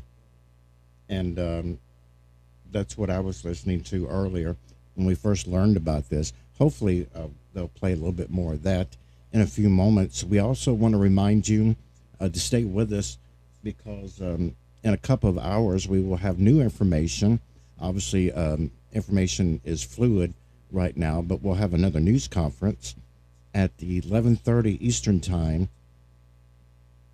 from the Sheriff's Department there on the scene in Idaho, and we'll be bringing that to you live. Hopefully, we'll get some new information. Hopefully, the suspect or suspects will be caught. We do understand there's still an active situation there on the scene. This is still going on. They're still shooting at police officers, and the federal government has been called in now. The feds are there. We understand the White House has been notified about the situation, and condolences are coming in from all over the country as these at least 2 firefighters have been killed as a result of an active shooter situation responding to a fire this afternoon in Idaho. It's on the side of a mountain there. Someone called in a report of a fire earlier this afternoon, and when firefighters responded about 10 minutes later, after all the firefighters got there, shots rang out from the edge of the wood line there on the side of the mountain, we believe, as best we understand it right now, trying to give you some sort of timeline. We don't have a definitive timeline at the moment, but based on the information that we have so far, that's what happened in the beginning. And then, as you just heard a moment ago, just a few seconds of the scanner when this was first reported to dispatch there from what we believe is one of the other firefighters there calling into dispatch saying that they need the police, they need help right away. Obviously a frantic situation. Hopefully we'll get to hear some more of that in a few moments, but just obviously a frantic situation. Your fellow workers are being shot at, and everything we understand now. Let's go back out to near the scene where you see more tactical vehicles arriving. To be hiding out or sitting in. Sorry, those were earlier photos from just moments ago, there is a crew there near the scene at the bottom of the mountain, and you see federal, state, and local officials arriving. And it might seem it took an eternity, but on that mountain, when this situation first happened, but the police finally got there moments later, and now federal, state, and local officials have collaborated there at the bottom of the mountain. Again, we're understanding that these one or up to 5 individuals, the sheriff said, still shooting out of the edge of the wood line there in the on that mountain. And we believe, according to the sheriff, that he has a high-powered weapon. So still a very active scene there. There is a lockdown in the immediate area. No one can go in, no one can go out. Obviously, this is a rural area, but people still live there, and it's very dangerous to move around right now. If you are in this area, you should remain sheltered in place. This is still a very active situation right now in Coolonty County, Idaho. Now we're seeing a live picture of the staging area where police are responding and setting up at the bottom of the mountain of this active situation that continues at this hour. Again, a press conference is coming up in a couple of hours where hopefully we'll get a new update on what has happened this evening. Where can we put them best to work? But that's all part of the things going on in that command post environment. But the sheriff's in charge. He'll take and utilize all the resources that he needs. He's going to get more than he can handle, I would guess, as the hours go by. You can expect to see law enforcement entities rolling in from many, many miles away, coming to offer their assistance. And that'll be used. And if it comes down to going into nighttime, into darkness, as you just said, it's going to have to be tightening up that perimeter very carefully as well, because you don't want to put these law enforcement officers in harm's way where somebody could sneak up on them and engage them when they're not prepared. So they'll be getting ready for that as well at night. That's something that tactical teams can do. A lot of them have the night vision goggles, getting the drones up in the air with the infrared cameras so they can see movement on the ground. And again, coordinating that response, getting that information and intelligence to the officers and that perimeter will be very, very helpful. All right, Rich Coco. Rich, appreciate you staying with us, providing your perspective. We'll try to come back to you if you're available. But it's really important to understand the machine that works behind the scene here on something like this. As you heard Rich mention, likely Sheriff Norris, the lead on this agency, and then everybody provides help as they can. I think it was an important note that Rich just pointed on too, was darkness. That brings a whole different element into the search for the prime suspect. Sunset roughly tonight, about 2.5 hours from now. It's roughly around 8:51 our time. Will be twilight by 9 p.m. We will be going into darkness. Again, a news conference with Sheriff Norris and other law enforcement agencies is scheduled in Hayden.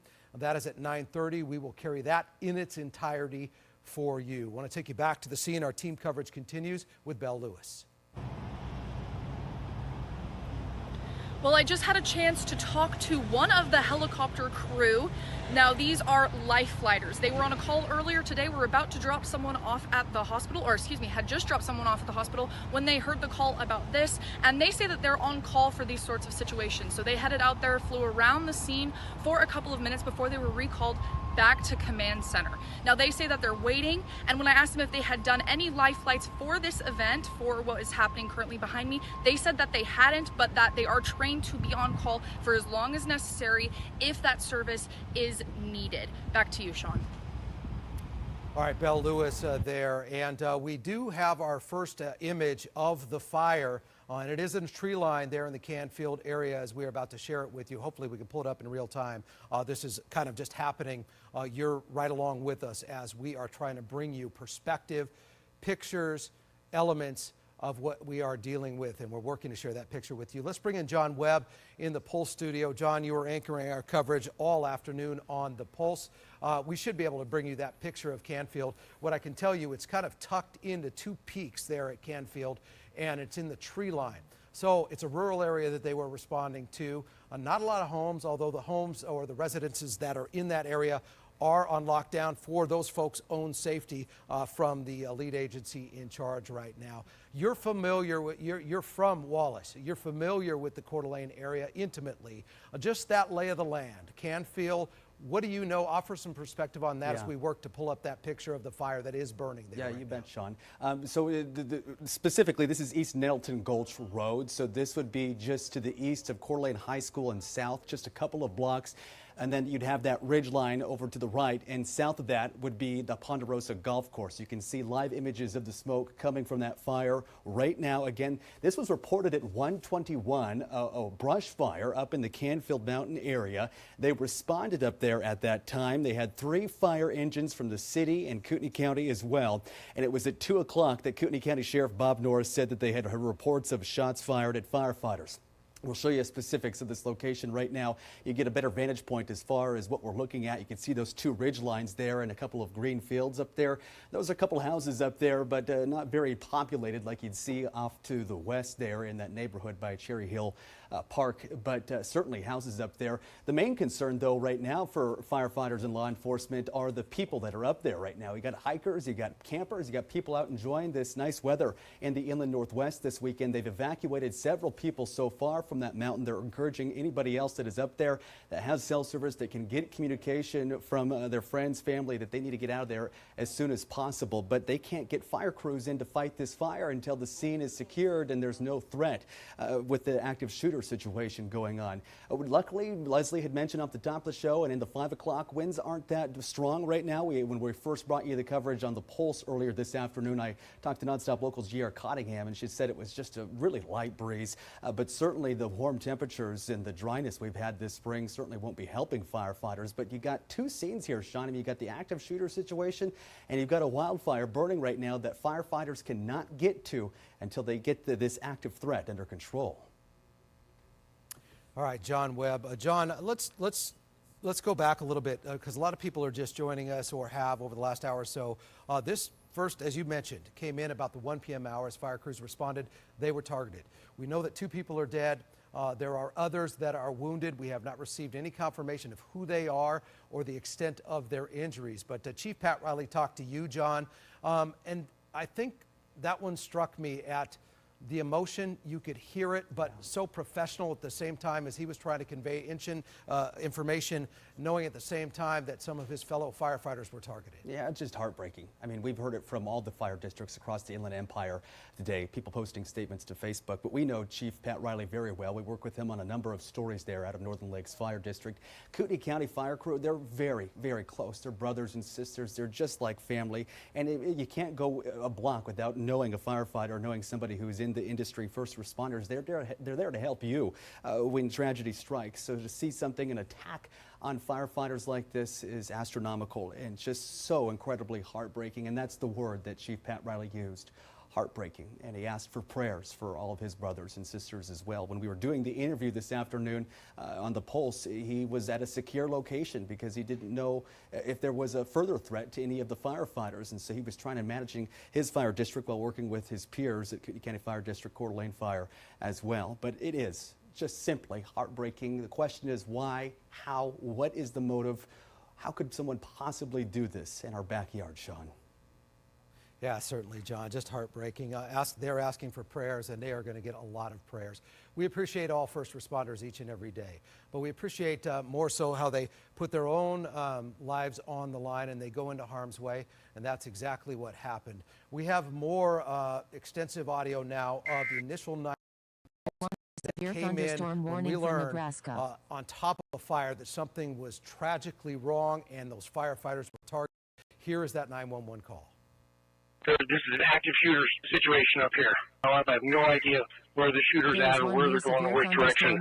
I would recommend that our units, all of our fire units, escape further down the pavement.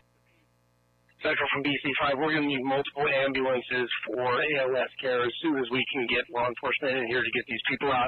I recommend we get no less than five ambulances staged at the bottom. I don't care where we get them from. I've got 3 that I know, 4 that I'm positive of all people that are going to need help. There's also some other pickups here. We could have There is one pedestrians new and severe standby thunderstorm warning for Nebraska. bystanders that need help. Some of the 911 audio there, and you can hear the urgency in the voice when they realized what was happening. This just wasn't a fire in Canfield Mountain. I have a picture of it, and our crews are working to bring that to you. As soon as we get that, we'll share it, because it does provide, for the first time, a real perspective of the exact area that they were responding to. I'm looking at it. I have it here on my phone. We will post that online and try to bring you a full. In fact, we're just going to stay with this until our crews can get that for you. I think it's important for you to understand a lay of the land, the perimeter where the command post is, as they are fanning out, and trust me, they are.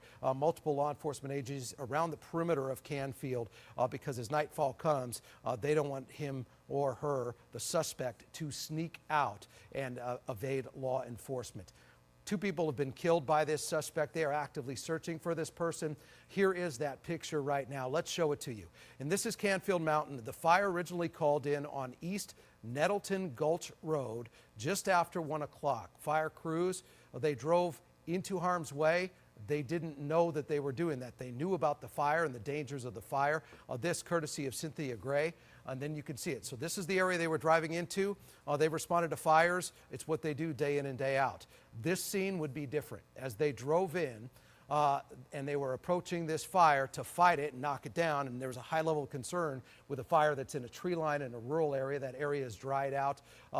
They were targeted by a suspect or suspects. We still do not know about that person.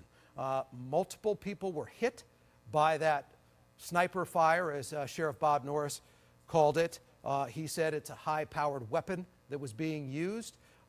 Here's the Canfield fire from another view. You see it up there, mid-screen, just to the left of center there, smoke in those 2 peaks on Canfield. Then you can see the buildings down below. But they drove in, they were targeted. We have confirmed in that news conference that we carried for you live at 4:30, 2 fatalities. That has been confirmed. The sheriff was asked, were they firefighters? He says he does not have official confirmation of that, but highly likely that the 2 fatalities are firefighters, and several, or at least multiple other injuries. We don't know the number of people hurt. Hopefully, the hospital officials, or in this news conference at 9:30, we'll have a better perspective of how many people are wounded right now and receiving treatment at Kootenai Hospital, where we have been taking you live periodically for our breaking coverage. Let's take you back to the location at the command post with Bradley Warren. Yeah, hey, Sean, I just want to let you know that we actually just saw Teresa Fuller respond. That would be part of the mutual aid from Spokane. I'll take you inside the command post right now, as we're seeing a relatively heavy amount of law enforcement here from across the entire region. So looking at multiple vehicles from the Kootenai County Sheriff's Office, Spokane Police Department. We are seeing the search and rescue. And we were actually just, roughly about an hour ago, we were asked to take a step back from an area in which we were standing, because they told us they plan on bringing in more choppers. When we first arrived here on scene, there was actually a Department of Homeland Security chopper that was landing at the command post, and it had some sort of arm on it. We watched that chopper fly up and go around the area. It looks like there's a possibility that a drone might be going up right now, too. I can't quite tell. I can just see a fluster of dirt over by the command post tent. But, I mean, all resources have been brought here to North Idaho for this extensive scene that we are at. Is, again, Sean, you've pointed out more than once, not just one scene, 2 scenes, that active fire and then the active shooter situation. One thing that I do really want to comment on is the weather. As we are here right now, when it comes to the fire conditions, very dry, very hot right now. That, of course, is not something that works in the favor of a fire crew battling this. We know this fire has been put on hold because of the situation that is currently going on, which means there's a lot of fuel, a lot of dried fuel that has potential to burn, as neighbors here in the neighborhood are watching that cloud of smoke. When you come in on I-90, as you're turning the corner, just up there over by the rest stops, you start to see that plume of smoke. You start to see the scene. If you're driving along, you don't know what it is. But, of course, we obviously know it is a very scary, very intense situation, as multiple law enforcement groups are responding here to Coeur d'Alene, Idaho. We are just a few blocks away from the beach, good time, right? A lot of people having a very good day, and just a few blocks away from where those people were enjoying the sun and the summer was a tragedy. And that right now is where we continue to stay posted up, is at the command post, hoping to get more information. We've tried to talk with law enforcement, but they are so active right now in trying to conduct the response to what is currently going on just several feet above us on the mountain. Again, it's very unclear what sort of situation is unfolding, what that shooter or shooters is currently doing, conducting themselves as, if they are on the move. And Gabe, if you can see just up the top of the mountain, Gabe behind the camera for me, we did just have that Department of Homeland Security chopper make a reappearance. It looks like it's sort of lining the area being used, of course, as eyes from above. And I'm looking over here, it looks like maybe there is potentially another chopper, but we've seen in total 3 choppers around this area throughout the course of just the 2 hours that I've been here. And again, law enforcement tells us they plan on bringing in more chopper resources, as we are seeing the mutual aid responding with Washington State license plates right here. We've got Spokane police pulling in. Again, we saw Teresa Fuller. She is arriving as part of that mutual aid from Spokane. We've got the Department of Homeland Security here. And again, the reason I point all of this out is to let you know how big the mutual aid response is. This is state, federal, and local law enforcement coming together right here. We've got Idaho State Police, Kootenai County, the Sheriff's Department, the Police Department, up top of the departments that are responding from Washington State. And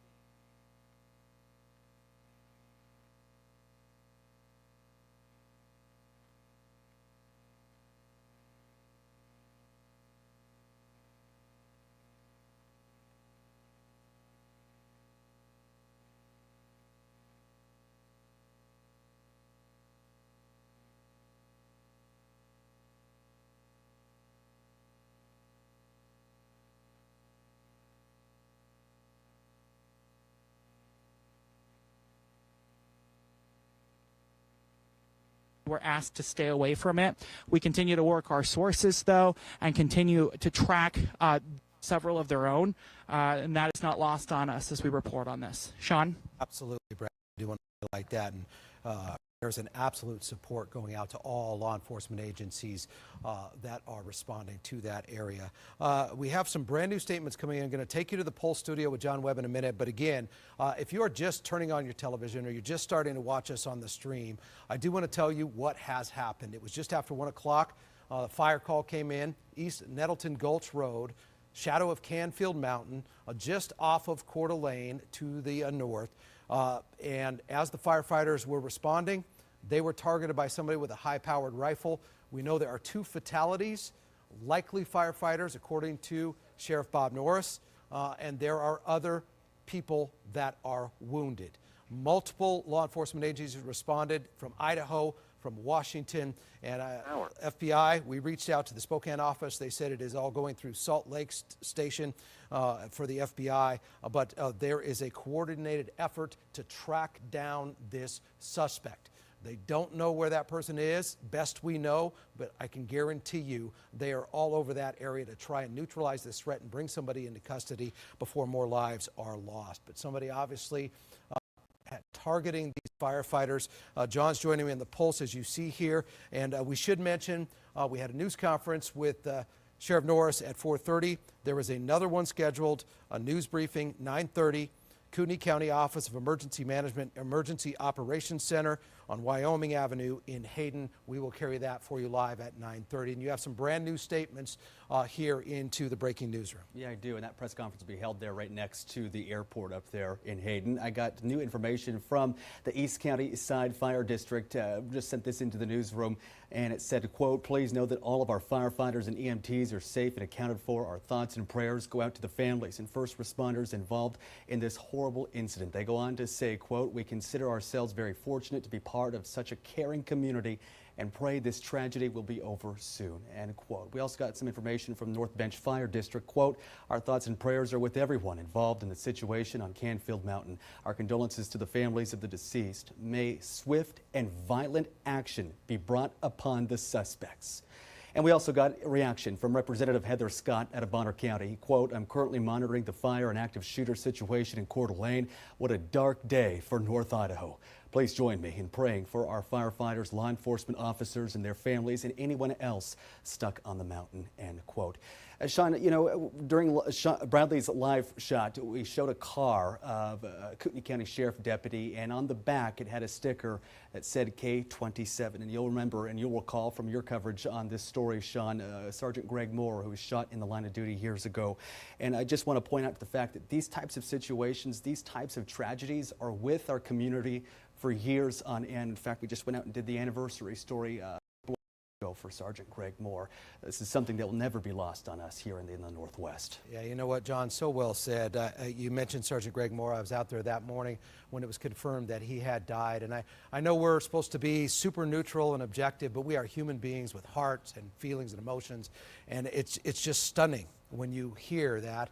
And we are hearing it again today, unfortunately, that 2 people have been killed, likely firefighters. Our John Webb and the Pulse will check back with you in just a little bit. You know, a lot of people saying they're familiar with that area. Some of you reached out that live in that area. I want to put out a call. If you have intimate knowledge of Canfield Mountain, maybe you recreate there a lot, please call into the Nonstop Local KHQ newsroom. I would love to talk to somebody about what law enforcement are facing when it comes to the terrain or the pass through there. If you know Canfield inside and out, I'm asking that you give us a call and possibly come on the breaking coverage with me so we can paint a clear picture of what they're dealing with, as we are now just a little over 2 hours before it gets dark for law enforcement.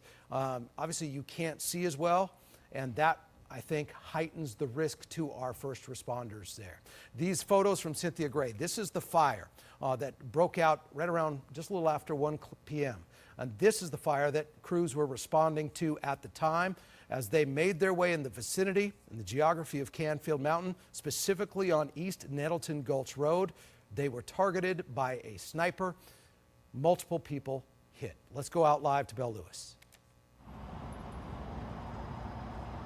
Hi, Sean. I just watched an officer walk by with a large case of water. Now, a lot of the officers here are in full tactical gear, and that is heavy, hot gear. So the heat out here not only making it difficult to fight the fire or even exacerbating those conditions, it's also making it hotter for these first responders out here trying to respond to this incident. So a lot of water going into the command post today. They've also set up several canopies for officers to sit under to get out of the sun, at least for a little while, as they're coordinating responses. And I want to talk a little bit about that coordination. Just a couple moments ago, I spoke with an air flight crew, a life flight crew, who told me that this is the sort of thing that they train and prepare for. So there is a lot of coordination going into this, and this is coordination that has been established through plans and processes to respond to events. Back to you, Sean. Belle Lewis on our breaking team coverage. I want to go back to these photos because it's important. This area is dried out. You have a fire burning in a tree line. They're not even thinking about the fire because they're a threat to human lives out there. So it's a weird dynamic happening out there. But they are first and foremost keeping everybody in that area as safe as they can, including law enforcement, as they're also aggressively trying to track down who targeted firefighters responding to this fire. If you look at the photo of the terrain, it's up in the tree line there over the peak that you're looking at on East Nettleton Gulch Road. Let's bring Leslie back in. And Leslie, we're getting hotter from here, and I understand you have some new pictures to share with everybody. Yeah, I do want to share these with you because I put that call out as well. Like, if you live in that area, if you know the terrain, if you've got photos, if you want to talk to us, please reach out to us because we'd like to hear from you. And hearing back from several people, I've got a couple pictures. This one from Lauren.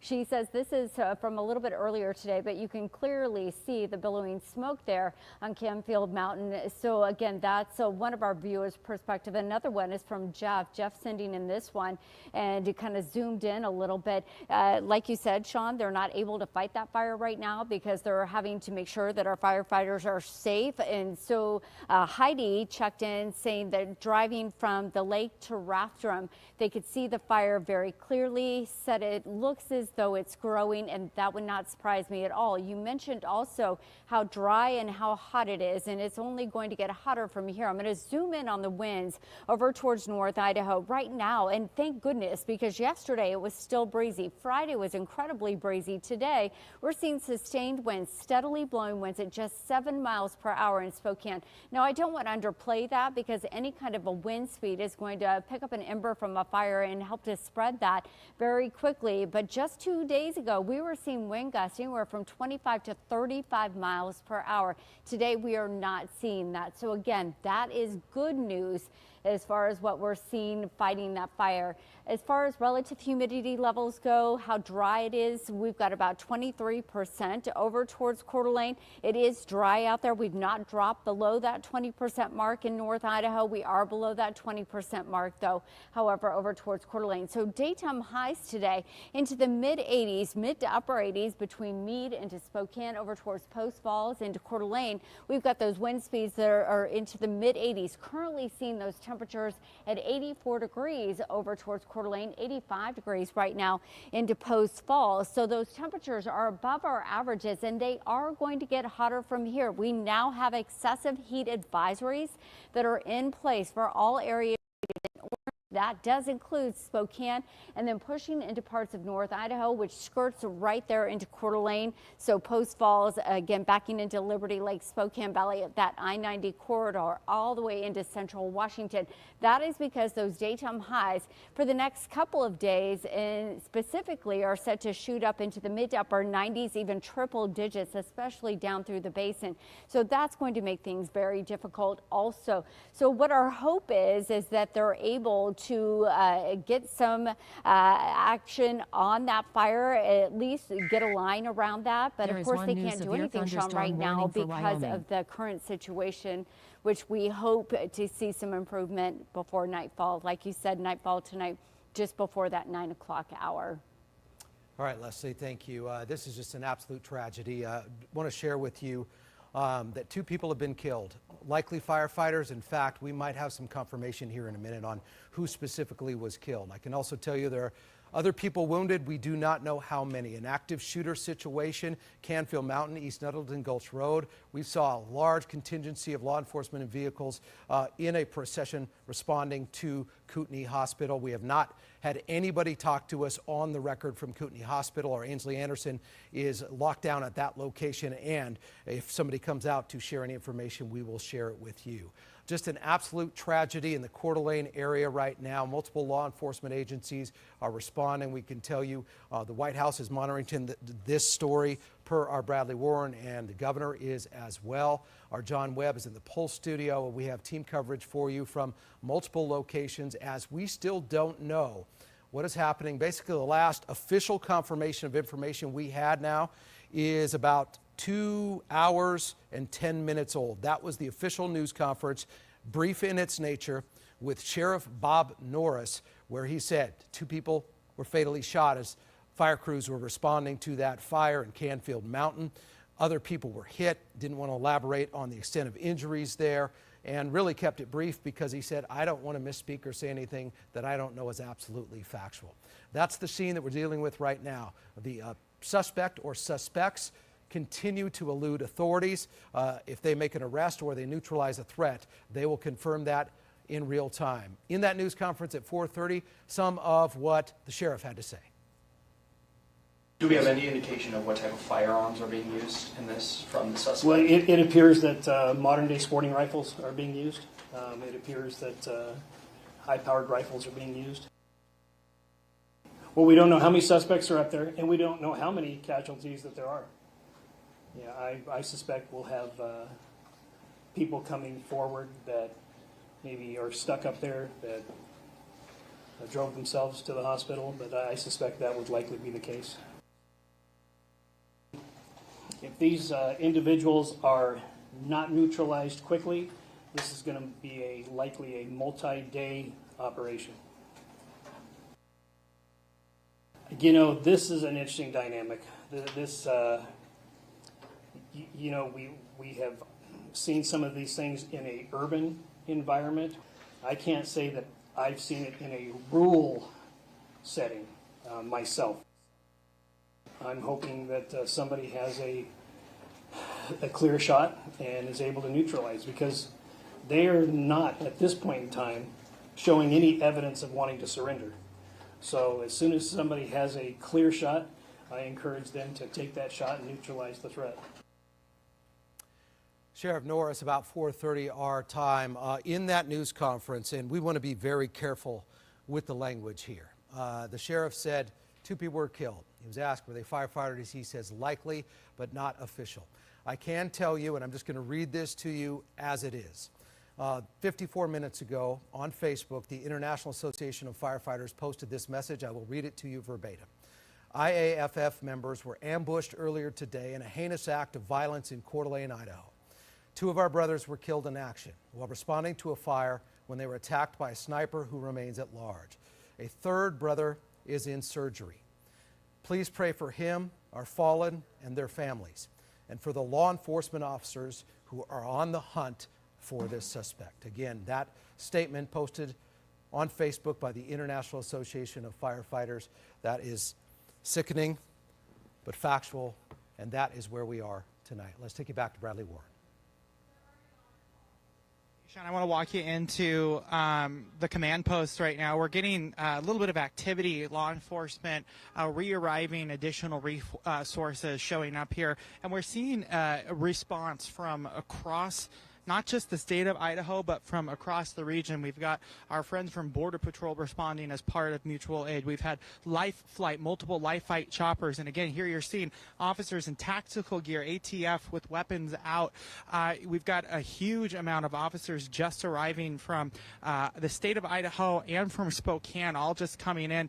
And you're seeing just how big this apparatus is. This crews are continuing to battle, again, not just one situation, but 2 very active situations. The first situation was what started all of this. It was that fire call that was initially called in. The second that we are following now is that active shooter situation, and it is very unclear right now how that situation is unfolding as we continue to see an influx of officers from across not just the state but federal departments respond. Over here has sort of become the staging area for the portions that look to have begun the search up the mountain. We've seen ATFs come in. We've seen little drones, I believe, and then mountain equipment, mountain gear. A truck came in that said Kootenai County Mountain Tactical Team. Where we were standing roughly 2 hours ago, we were asked to clear from because they were bringing in some more choppers. We saw a Department of Homeland Security chopper land. So a pretty big apparatus here of law enforcement responding right now as we are seeing more and more officers arrive as they are working against the sun. They are working against daylight right now to try to bring some sort of activity that is going on up the mountain right here to a close. We're on the scene here.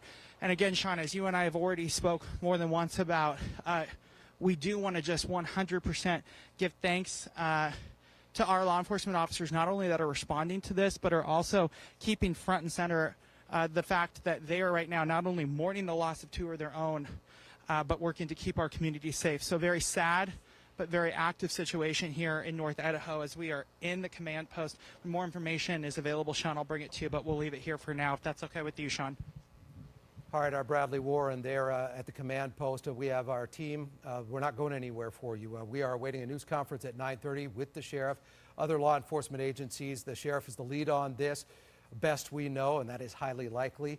The suspect not found at this hour. 2 people killed, and we just read to you a statement where we do believe they were firefighters that were killed and 1 other firefighter in surgery. Other than that, we don't know any information about anybody else wounded, but we do believe there are multiple other people wounded right now. Just an absolute tragedy in the Coeur d'Alene area tonight, and we are getting new statements from first responders all over our region that are hearing what some of their colleagues that they are proud of the work they do, usually don't want any recognition, and they are simply about doing the job. Well, they were doing their job today when, unbeknownst to them, they went right into sniper fire. We know that 2 people have been killed and multiple other people injured. In fact, we have some new information near the hospital along US 95 at Kootenai Health.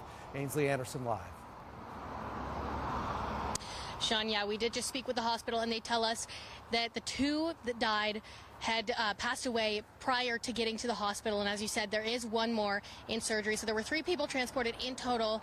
And as I said, the 2 that were sadly killed by this situation had died prior to making it here to the Kootenai Medical Center. And they said that they are working to get the other one through surgery, and they are doing everything that they can. And they said that they will continue to update us as they learn the status of that other individual. Sean.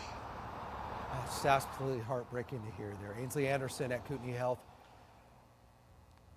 Ainsley, thank you so much. And I'm getting some new information from our control room. Can you repeat that? I didn't quite. Okay, well, let's go back over to John Webb in the Pulse studio. John. Right now, I'm trying to get some video up from you. We got a drone perspective of the fire on Canfield Mountain. We're trying to get that video attached. I'll come back to the Pulse studio in just a moment here. All right, John, we'll let you work on that. Things are in flux here. It's coming in real time, and we're trying to do this as responsibly as we can and keep you as highly informed as we can as well. That's our goal. That's the way we operate here at Nonstop Low KHQ, and that will never change. I can guarantee you that. Leslie is standing by. She's tracking conditions because there is a fire burning.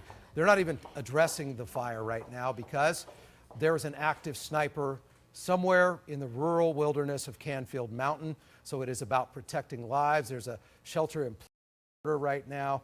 We've talked to numerous officials, and this is just a nightmare scenario for first responders, as we read to you that statement, and then Ainsley confirming from that location outside of the hospital. What we all expected and have learned, that the firefighters were targeted, 2 people killed, multiple others injured. That is where we're at right now. And it's hard not to be emotional a little bit here because they were just doing their jobs, and they likely have families who are just absolutely heartsick tonight. Where are we going next? All right, let's bring in Leslie Lowe, continue our breaking coverage, and you have some pictures of the smoke plume from Canfield Mountain and the conditions, Leslie. Yeah, so Sean, I do want to talk about the conditions because they've been incredibly ripe for fire danger out there. Just in this picture, this is Canfield Mountain. You can see that plume of smoke there. Again, I just want to remind everybody that their firefighters are not able to fight this fire at this time because we've got that active shooter out there currently. So Heidi saying she was driving from the lake into Rathdrum and that it looked like the fire had grown. So we would invite you, if you are in this area, if you can get a picture of this, please send us those photos. Jeff, thank you again so much for that one. Lauren also sending this photo from a little bit earlier. So again, you can see that plume of smoke. It has been dry. It has been hot. Thank goodness that the winds have not been as big of a player as they have been over the last several days. Speed into Coeur d'Alene at about 5, maybe 10 miles per hour. Currently at 7 miles per hour with wind gusts that have been zilch, which is good. Again, any kind of a wind is going to pick up an ember from that fire and spread it quickly. It has been incredibly hot. We're above our averages. It's also dry out there.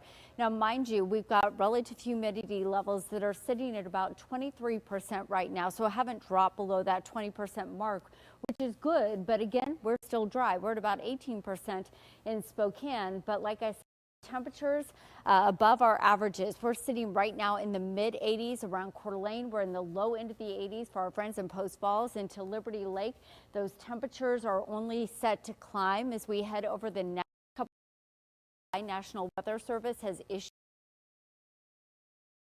for Monday and for Tuesday. When I see you back here in just a bit, Sean, we'll get a full look at that 7-day forecast. But really what the focus is for tonight is going to be the winds. It's going and the hope that they can get a line on this active shooter. Yeah, and unfortunately, Leslie, stay with me here for a second. You and I have covered a number of major breaking stories over the years. Here's the scenario is challenging because we've got looming, and that creates a whole different perspective on the challenges that law enforcement will face in a densely wooded rural area to track down this sniper and hopefully arrest that person or multiple people. We do not know. We don't know but they are certainly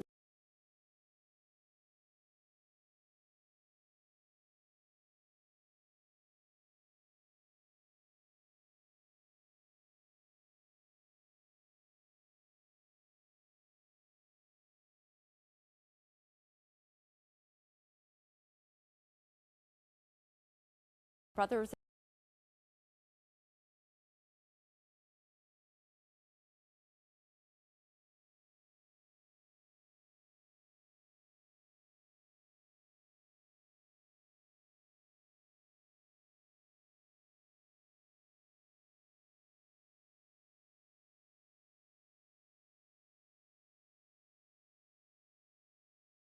Tonight, that's why we're hoping for before then, because that's when it does get a little bit trickier. And I mean, to bring it all the way down, it's just scary. It's a scary situation at this point. Sean? Yeah, it certainly is, Leslie. And let's go back now. Hey, Sean, we're getting some new video just into the newsroom, kind of giving us better perspective of the fire. I want to show you the video we just got into the newsroom here. This is from our friends at Huggy Bear Photos for us, but you're looking at the fire looking east on Dalton, and right above the Canfield Middle School. You can kind of see a portion of it down there at the bottom part of your screen. So that would lead me to believe that that would be burning just to the north part of the East Nettleton Gulch Road area. We've covered a lot of wildfires over our years here, and I can tell you that this doesn't seem to appear as a major wildfire at this point. I did call the U.S. Forest Service just a couple of moments ago. There's a bit of confusion right now, as you can imagine, as they're dealing with the active shooter situation while also trying to tackle this wildfire. But they're trying to figure out which agencies can respond, when they can respond. You heard from Sheriff Bob Norris in our coverage here on the air, as well as the Pulse tonight, about not letting firefighters into the area until they can get this active shooter situation figured out. But new perspective tonight from the sky above on Dalton, looking towards Canfield Middle School and the ridgeline there at East Nettleton Gulch Road. Sean? John Webb in the Pulse studio. John, thank you so much. It just is absolute tragedy here. We will keep our crews in place as long as it takes until we get, obviously, updates from fire crews and from law enforcement officials that they have either pinpointed the suspect or there's been an arrest made. Here is a picture of the Canfield fire. This was sent in to us. We appreciate you, especially if you're in that vicinity, if you have a lay of the land. Good evening. It's just before 10 o'clock, and we're live from Atlanta with continuing coverage of breaking news and severe weather. I'm David Dutton from the Channel One America Command Center in Atlanta. We're following major breaking news of all places on a mountain in Idaho at this hour, where a call came in just after 1:30 local time of a fire that started on the side of a mountain. We don't know if this was a house fire or a forest fire, but we do understand it's still burning at this hour because firefighters never made it to the fire and will not make it to the fire until this active situation is completed. What happened right after firefighters got to the scene about 10 minutes after is that someone or several people in the edge of a wood line on the side of a mountain started ringing out gunshots toward the firefighters. We understand 3 firefighters were struck. 2 of them are dead. Another firefighter is fighting for his life in the hospital tonight. We understand that there may be other injuries. We do not believe any police officers have been shot at this time, but this is still a very active scene. Obviously, seconds later, we heard from the scanners that other firefighters that were on the scene called in that there was an active shooter situation and asked for help from the police. Police arrived moments later, and we don't know what they found on the scene there. That has not been, we're trying to give you some sort of timeline here, as best we know it right now. Police arrived on the scene, tried to get some sort of barricade between the firefighters and the shooters. We do understand that this is still a very active scene right now. We understand gunfire is still going off at this hour. And we understand there could be 1 to 5 suspects in the edge of the woods at this time with high-powered weapons. Again, they're using high-powered weapons and shooting at police at this very hour, at this late hour here on the East Coast We're expecting a news conference at 11:30 Eastern Time. Channel 1 America will bring that to you live with an update. A couple of hours ago, we got a news conference from the sheriff there, and he's the one that confirmed at least 2 fatalities. Hopefully there won't be any more, but we do have a firefighter that's fighting for his life this hour in the hospital, and we pray that he will be okay. Again, we have no further details on possible other injuries. We believe there may be some other injuries that has not been confirmed. The sheriff did say there were other injuries. He just didn't have an exact number, as the situation was still fluid as of a couple of hours ago when he had that news conference. We haven't had any new information since, other than we're going to have another press conference at 9:30 local time. It's 11:30 Eastern Time, where we will find hopefully more information. We understand that this is going to be from the Emergency Management Command Center that has been set up, not necessarily from the sheriff that we had earlier. But let's go back now to KHQ. This is Channel 1 America. It's 10 o'clock. East Nettleton Gulch Road, about 1 p.m. Firefighters responding to a call of a fire. We don't know if there was a coincidence that there was somebody armed and ready for them, or that fire was set on purpose to lure the firefighters in. That question will be asked at a 9:30 news conference with Sheriff Bob Norris. They have confirmed they will hold a news conference at the Emergency Operations Center in Hayden at 9:30. We will carry it for you in its entirety. What we can tell you right now is the command post is active, multiple law enforcement agencies. Let's go back to Bradley Warren. John, I want to walk you through right now. It's responding. I'll just show you here the tactical vehicles that have been brought in, tactical SWAT tanks that have been brought in. These ones have Washington plates right here on it. The ones next to us have the Idaho license plates. Again, huge apparatus responding from across the region. We've got a helicopter currently landed here. Excuse me, I apologize for that. We've got a life flight helicopter that's landed right here. That one's on standby. Earlier this evening, when we first arrived on scene, Sean, there was a Department of Homeland Security chopper, and I'm not sure if you can see it. I'll have Gabe try and show you it. It's currently one of the choppers that is still up circling this blaze right back here, Gabe. The white chopper currently over the mountain and that plume of smoke. Sean, like you were saying, 2 scenes that we are watching from the command post right here. That active fire and then that active shooter situation. And of course, that fire was what called in these resources to begin with. Fire officials, fire crews working to put out a brush fire, and then an expanding into an active shooter situation. As we continue to see the command post here grow in size, you see, again, how significant these vehicles are that have been brought in, because Sheriff Knowles essentially said that there was some sort of sniper-esque or high-caliber rifle that was being used. That was the fire that they were taking on. When these vehicles pulled up, we saw people get out of them with their helmets on, with the tactical gear on, with the big weapons drawn. Here now, we've got aid responding from across the region. Spokane County Police, Spokane Police. We've got our friends from ISP here. We've got Homeland Security. We've got Border and Custom Patrol. We have ATF, all centered around the command post, which is right here. And that gray truck right there, that is one of the communications command posts that's helping bring the comms to all of the fire and police departments that are responding to this. So right here, this is the police focal point, the law enforcement focal point. On the other side of this dirt hill right here, there is the wilderness response focal point. So we're seeing the ATVs that have responded. We are seeing the little cat vehicles, the drones. If you look right there in the blue, that's Teresa Fuller, who is responding as part of mutual aid from Spokane. Just though in the last 15, 20 minutes, we saw a fresh batch of officers responding to this.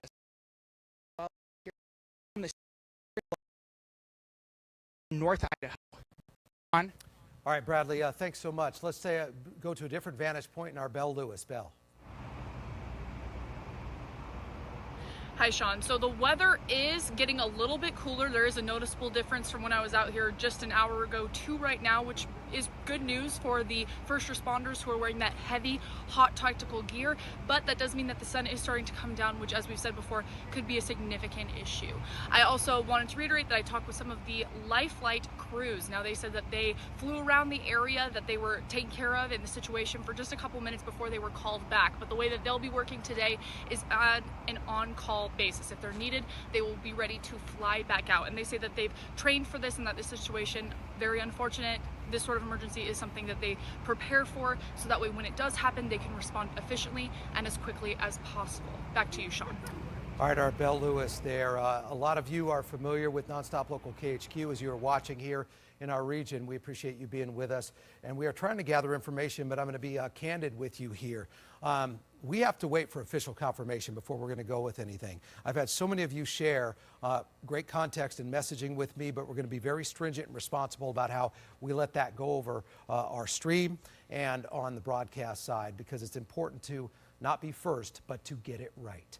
Very important in this tragedy. A Canfield Mountain fire burning at 1 o'clock. Firefighters responded. They were targeted by a sniper. We know that 2 people have been killed, others wounded. We do not know how many, but we want to take you back to Kootenai Hospital along US 95, just south of I-90, with Ainsley Anderson. Ainsley.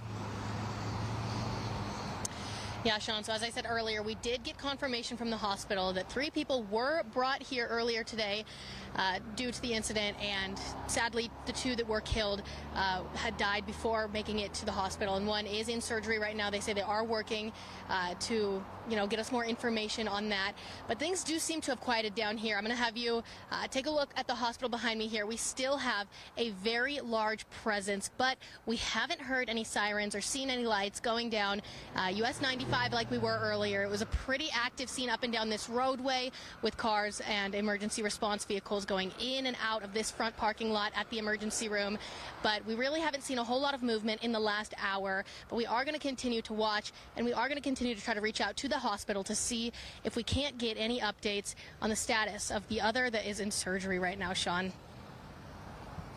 Ainsley Anderson live at Kootenai Health. She is not going anywhere. We expect updates from that location throughout the evening. Let's bring in Leslie, who's receiving some new pictures there. Leslie, the weather does play a role on the fire. They're not fighting the fire at all right now.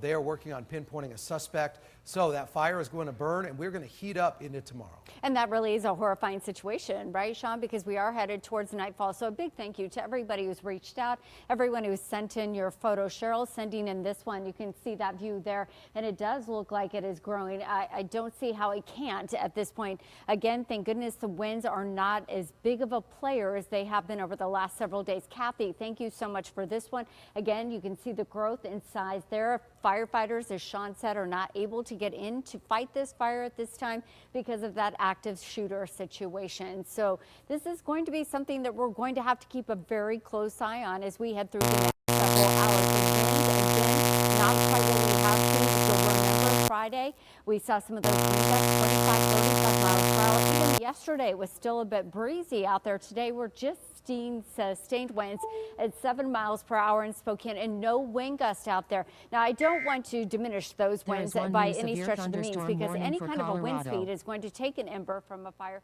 and make things very difficult. This is David Dutton in the Channel 1 America Command Center here in Atlanta, continuing coverage of breaking news. Thank you for joining us tonight. Obviously, we're following a very sad story. None of these breaking news, especially here lately, seem to be happy breaking stories. We have another active shooter situation, and this time it's in a very rural area of Idaho, of all places, on a mountain, and it's still active at this hour. We have 1, possibly up to 5 suspects in the edge of a mountain, in the edge of the woods there, that is still attempting at this hour. As far as we know, last we heard from the sheriff, still firing at police officers that responded to the scene earlier today, just after 1:30 or 1 o'clock local time, to a firefighters responded to a fire there on the mountain. We don't know what kind of fire it was, if it was a house or a forest fire. We do know the fire is spreading because fire officials never got to get to the fire, because around 10 minutes after firefighters arrived, they were shot at. At least 3 firefighters were hit. 2 are deceased. 1 is fighting for their life at the hospital. I said him a while ago. I don't know if it's a man or a woman fighting for their life, but someone is fighting for their life tonight. They're in an Idaho hospital, unfortunately, as a result of 1 to 5 still active shooters in the edge of the woods on a mountain, a very rural area of Idaho, and just the place you would never think anything like this would ever happen. And you would think, especially a firefighter going to put out a fire, would never have to worry about anything like this, not on a mountain in the middle of Idaho. So this is actually in far northwestern Idaho, near the Spokane, Washington area. To give you some kind of geography of where this is, it's actually in the suburbs of Spokane, Washington, just over the state line there in Idaho. But again, multiple firefighters have been shot. At least 2 are deceased. 1 is in the hospital. There may be other injuries. We're going to have a news conference here in the coming hours from emergency management there to hopefully get some new information. We have no information yet. We'll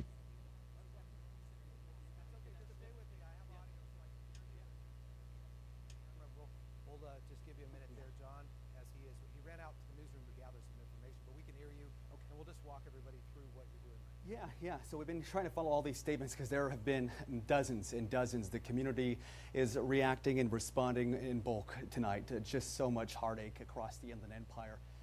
And understandably so. The White House has been notified of the situation. They're monitoring it closely. Those federal agents have now been called. We understand that the Department of Homeland Security is on the scene. Federal agents are on the scene. Numerous SWAT on the scene. Other state and local agencies from around the region are on the scene at this hour. A very large command center has been set up at the bottom of that mountain. And this is... there is also an active shelter in place, in particular on the mountain, maybe a little bit further out. I don't have the immediate details of the shelter in place, but anyone on or around that mountain, you need to shelter in place at this time. This is still a very dangerous situation. Again, they can't even get to the fire to put it out until this dangerous situation is suspended.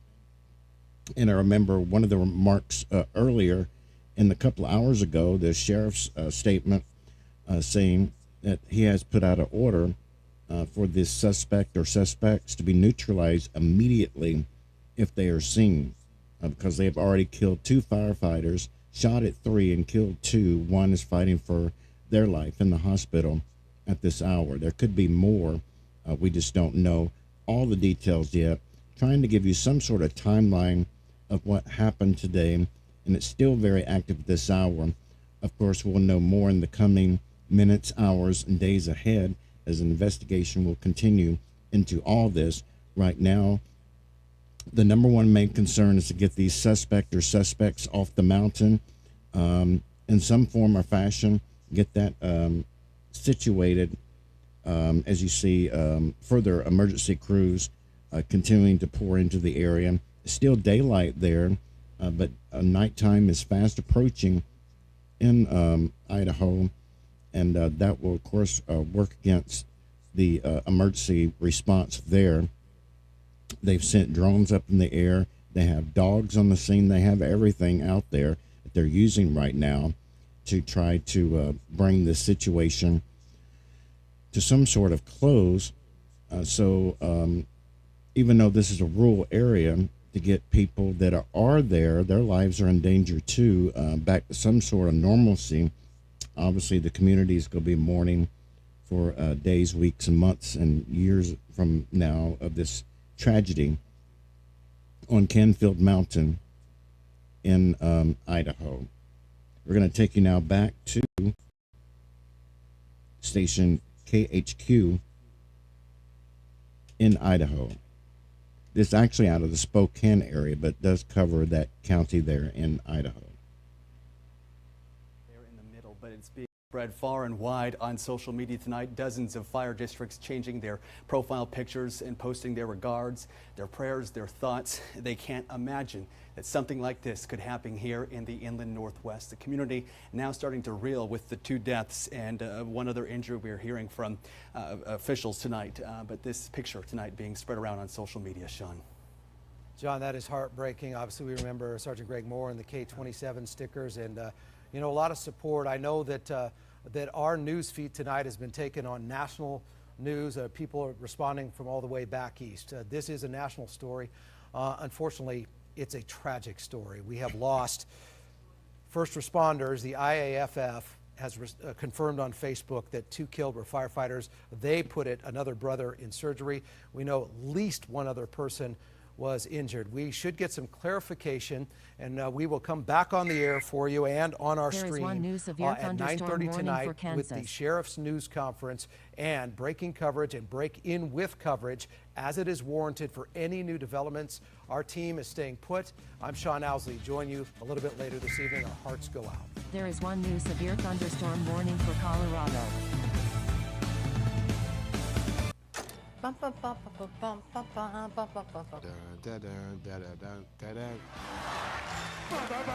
Basketball.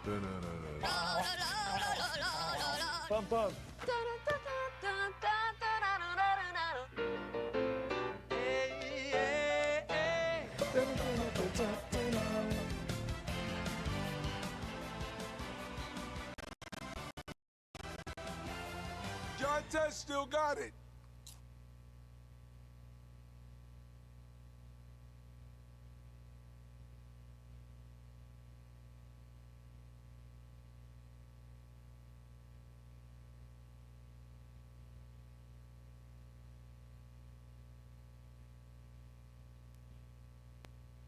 This is breaking news. And we are cutting into programming this afternoon for live breaking news of an active shooter situation targeting firefighters in North Idaho. Good afternoon, everybody. Thank you for joining us. I'm John Webb. Here's what we know at this hour. It all started at 1:30 this afternoon after investigators say a fire was set on purpose. We know multiple firefighters were shot. The total number at this point we cannot confirm. We did talk with the chief, Pat Riley, at Northern Lakes Fire District, who said it sounds like multiple gunshot wounds to the chest. Their injuries at this point are unknown. It's happening in East Nettleton Gulch Road area. This is just to the east of Coeur d'Alene High School and to the north of the Ponderosa golf course there in that area. We know a heavy law enforcement presence scene is there. We saw law enforcement from Washington heading there. We saw SWAT from Spokane County Sheriff's Office heading there as well. Our own crews got to the scene just moments ago. Nonstop Locals Giera Cottingham joining us live right now from Coeur d'Alene. Giera, what are you seeing and what are you learning from law enforcement tonight? Yeah, John, since our team has arrived, there has been just multiple cops driving up and down 15th Street. We've talked with neighbors already who have been here since the scene got louder. And we were told, like you said, a fire was started, fire crews went to that fire, and then all of a sudden shots broke out and shots were aimed towards those firefighters, and then law enforcement came as well, and they were also shot at. So we're told there is an active shooter out here in Coeur d'Alene. Cops are looking for that active shooter up and down. We're not necessarily entirely sure where that shooter went, but we do behind me see a life flight helicopter behind us that could be prepping for what's to come as these police officers look for that shooter. And we are still learning details as we go, but they have this street blocked off where neighbors are standing on Nettleton and 15th Street. If you go further down towards the main intersections, there were about 50 cop cars, I would say, and ambulances lined up, staged. And Giera, stick with me for just a moment. Can you see the smoke coming from the fire in that area? Because we talked to Northern Lakes Fire District Pat Riley, and he said that they cannot get to that fire until the scene is secured. What are you seeing from the ground? John, the smoke is just to the left of me. I'm going to have Will pan to it. Now, when we were driving in, we could see it very, very clearly from the freeway. It was very high up, so we do understand that this isn't a small fire that, fire crews responded to at all. Right, Giera Cottingham reporting live in Coeur d'Alene. You'll stay on the scene, get the latest information to us here in the newsroom. Giera, thank you. And again, if you're living in that area, have neighbors or relatives, friends in that area, the fire chief is recommending you to be highly alert, keep a close eye in case there are evacuations ordered. At this point, we aren't aware of any evacuations, but again, they need to get that scene secured, the active shooter situation secured before they can start tackling the fire. I spoke to Chief Pat Riley with the Northern Lakes Fire District just moments ago. Here's a portion of my interview. Okay, Chief, can you just tell me what you know at this point? I know that Coeur d'Alene Fire, Northern Lakes Fire, Kootenai County Fire are all on the scene of an active incident, a wildland fire at the base of Nettleton Gulch in the Canfield Mountain area. Multiple firefighters are injured as a result of what was reported as gunshots.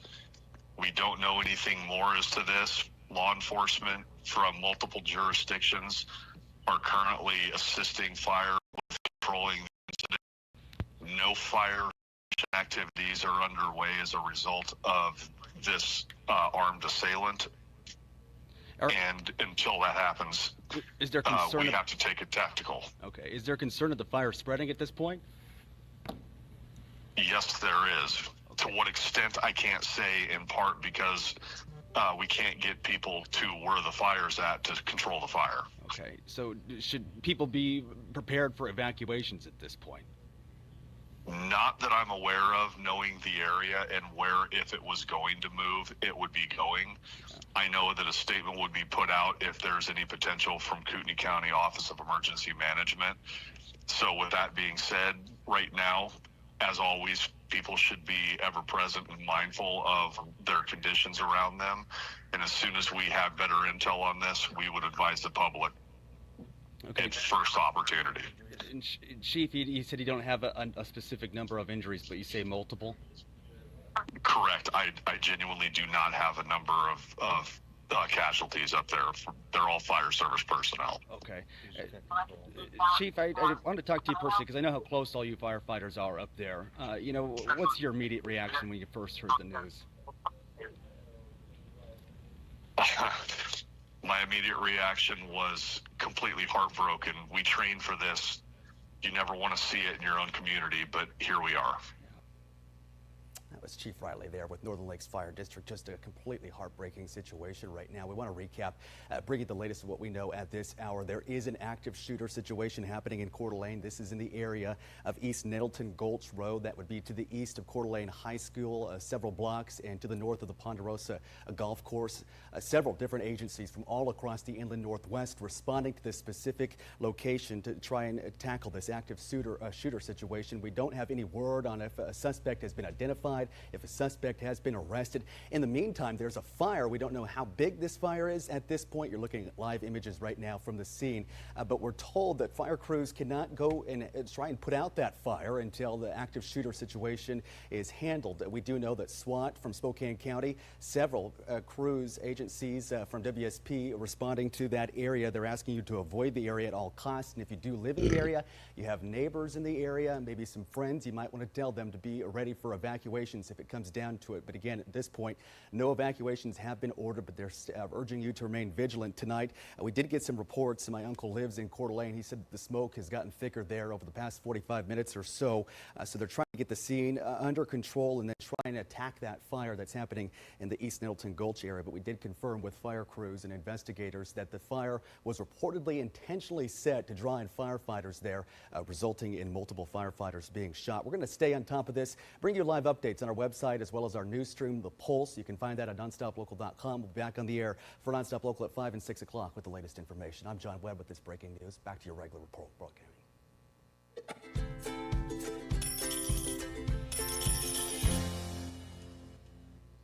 Okay, we're going to take a quick break as well, and we'll be back with you immediately when we find out new information.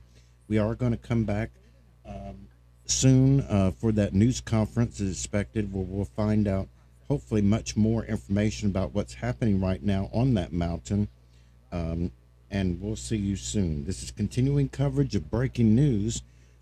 Go to x.com/Channel 1 Atlanta. That's Channel 1 Atlanta for continuing coverage. Any alerts that happen, we'll post them there first, and also let you know when we're coming back on the air. Also, don't forget to like, share, and subscribe on YouTube, and share this also on X. In the meantime, we're going to take a quick break, and we'll be right back with you if news breaks again. Otherwise, we'll be back in about an hour or so when that news conference takes place out there in Idaho. Stay with us for continuing coverage. This has been breaking news from Channel 1 America.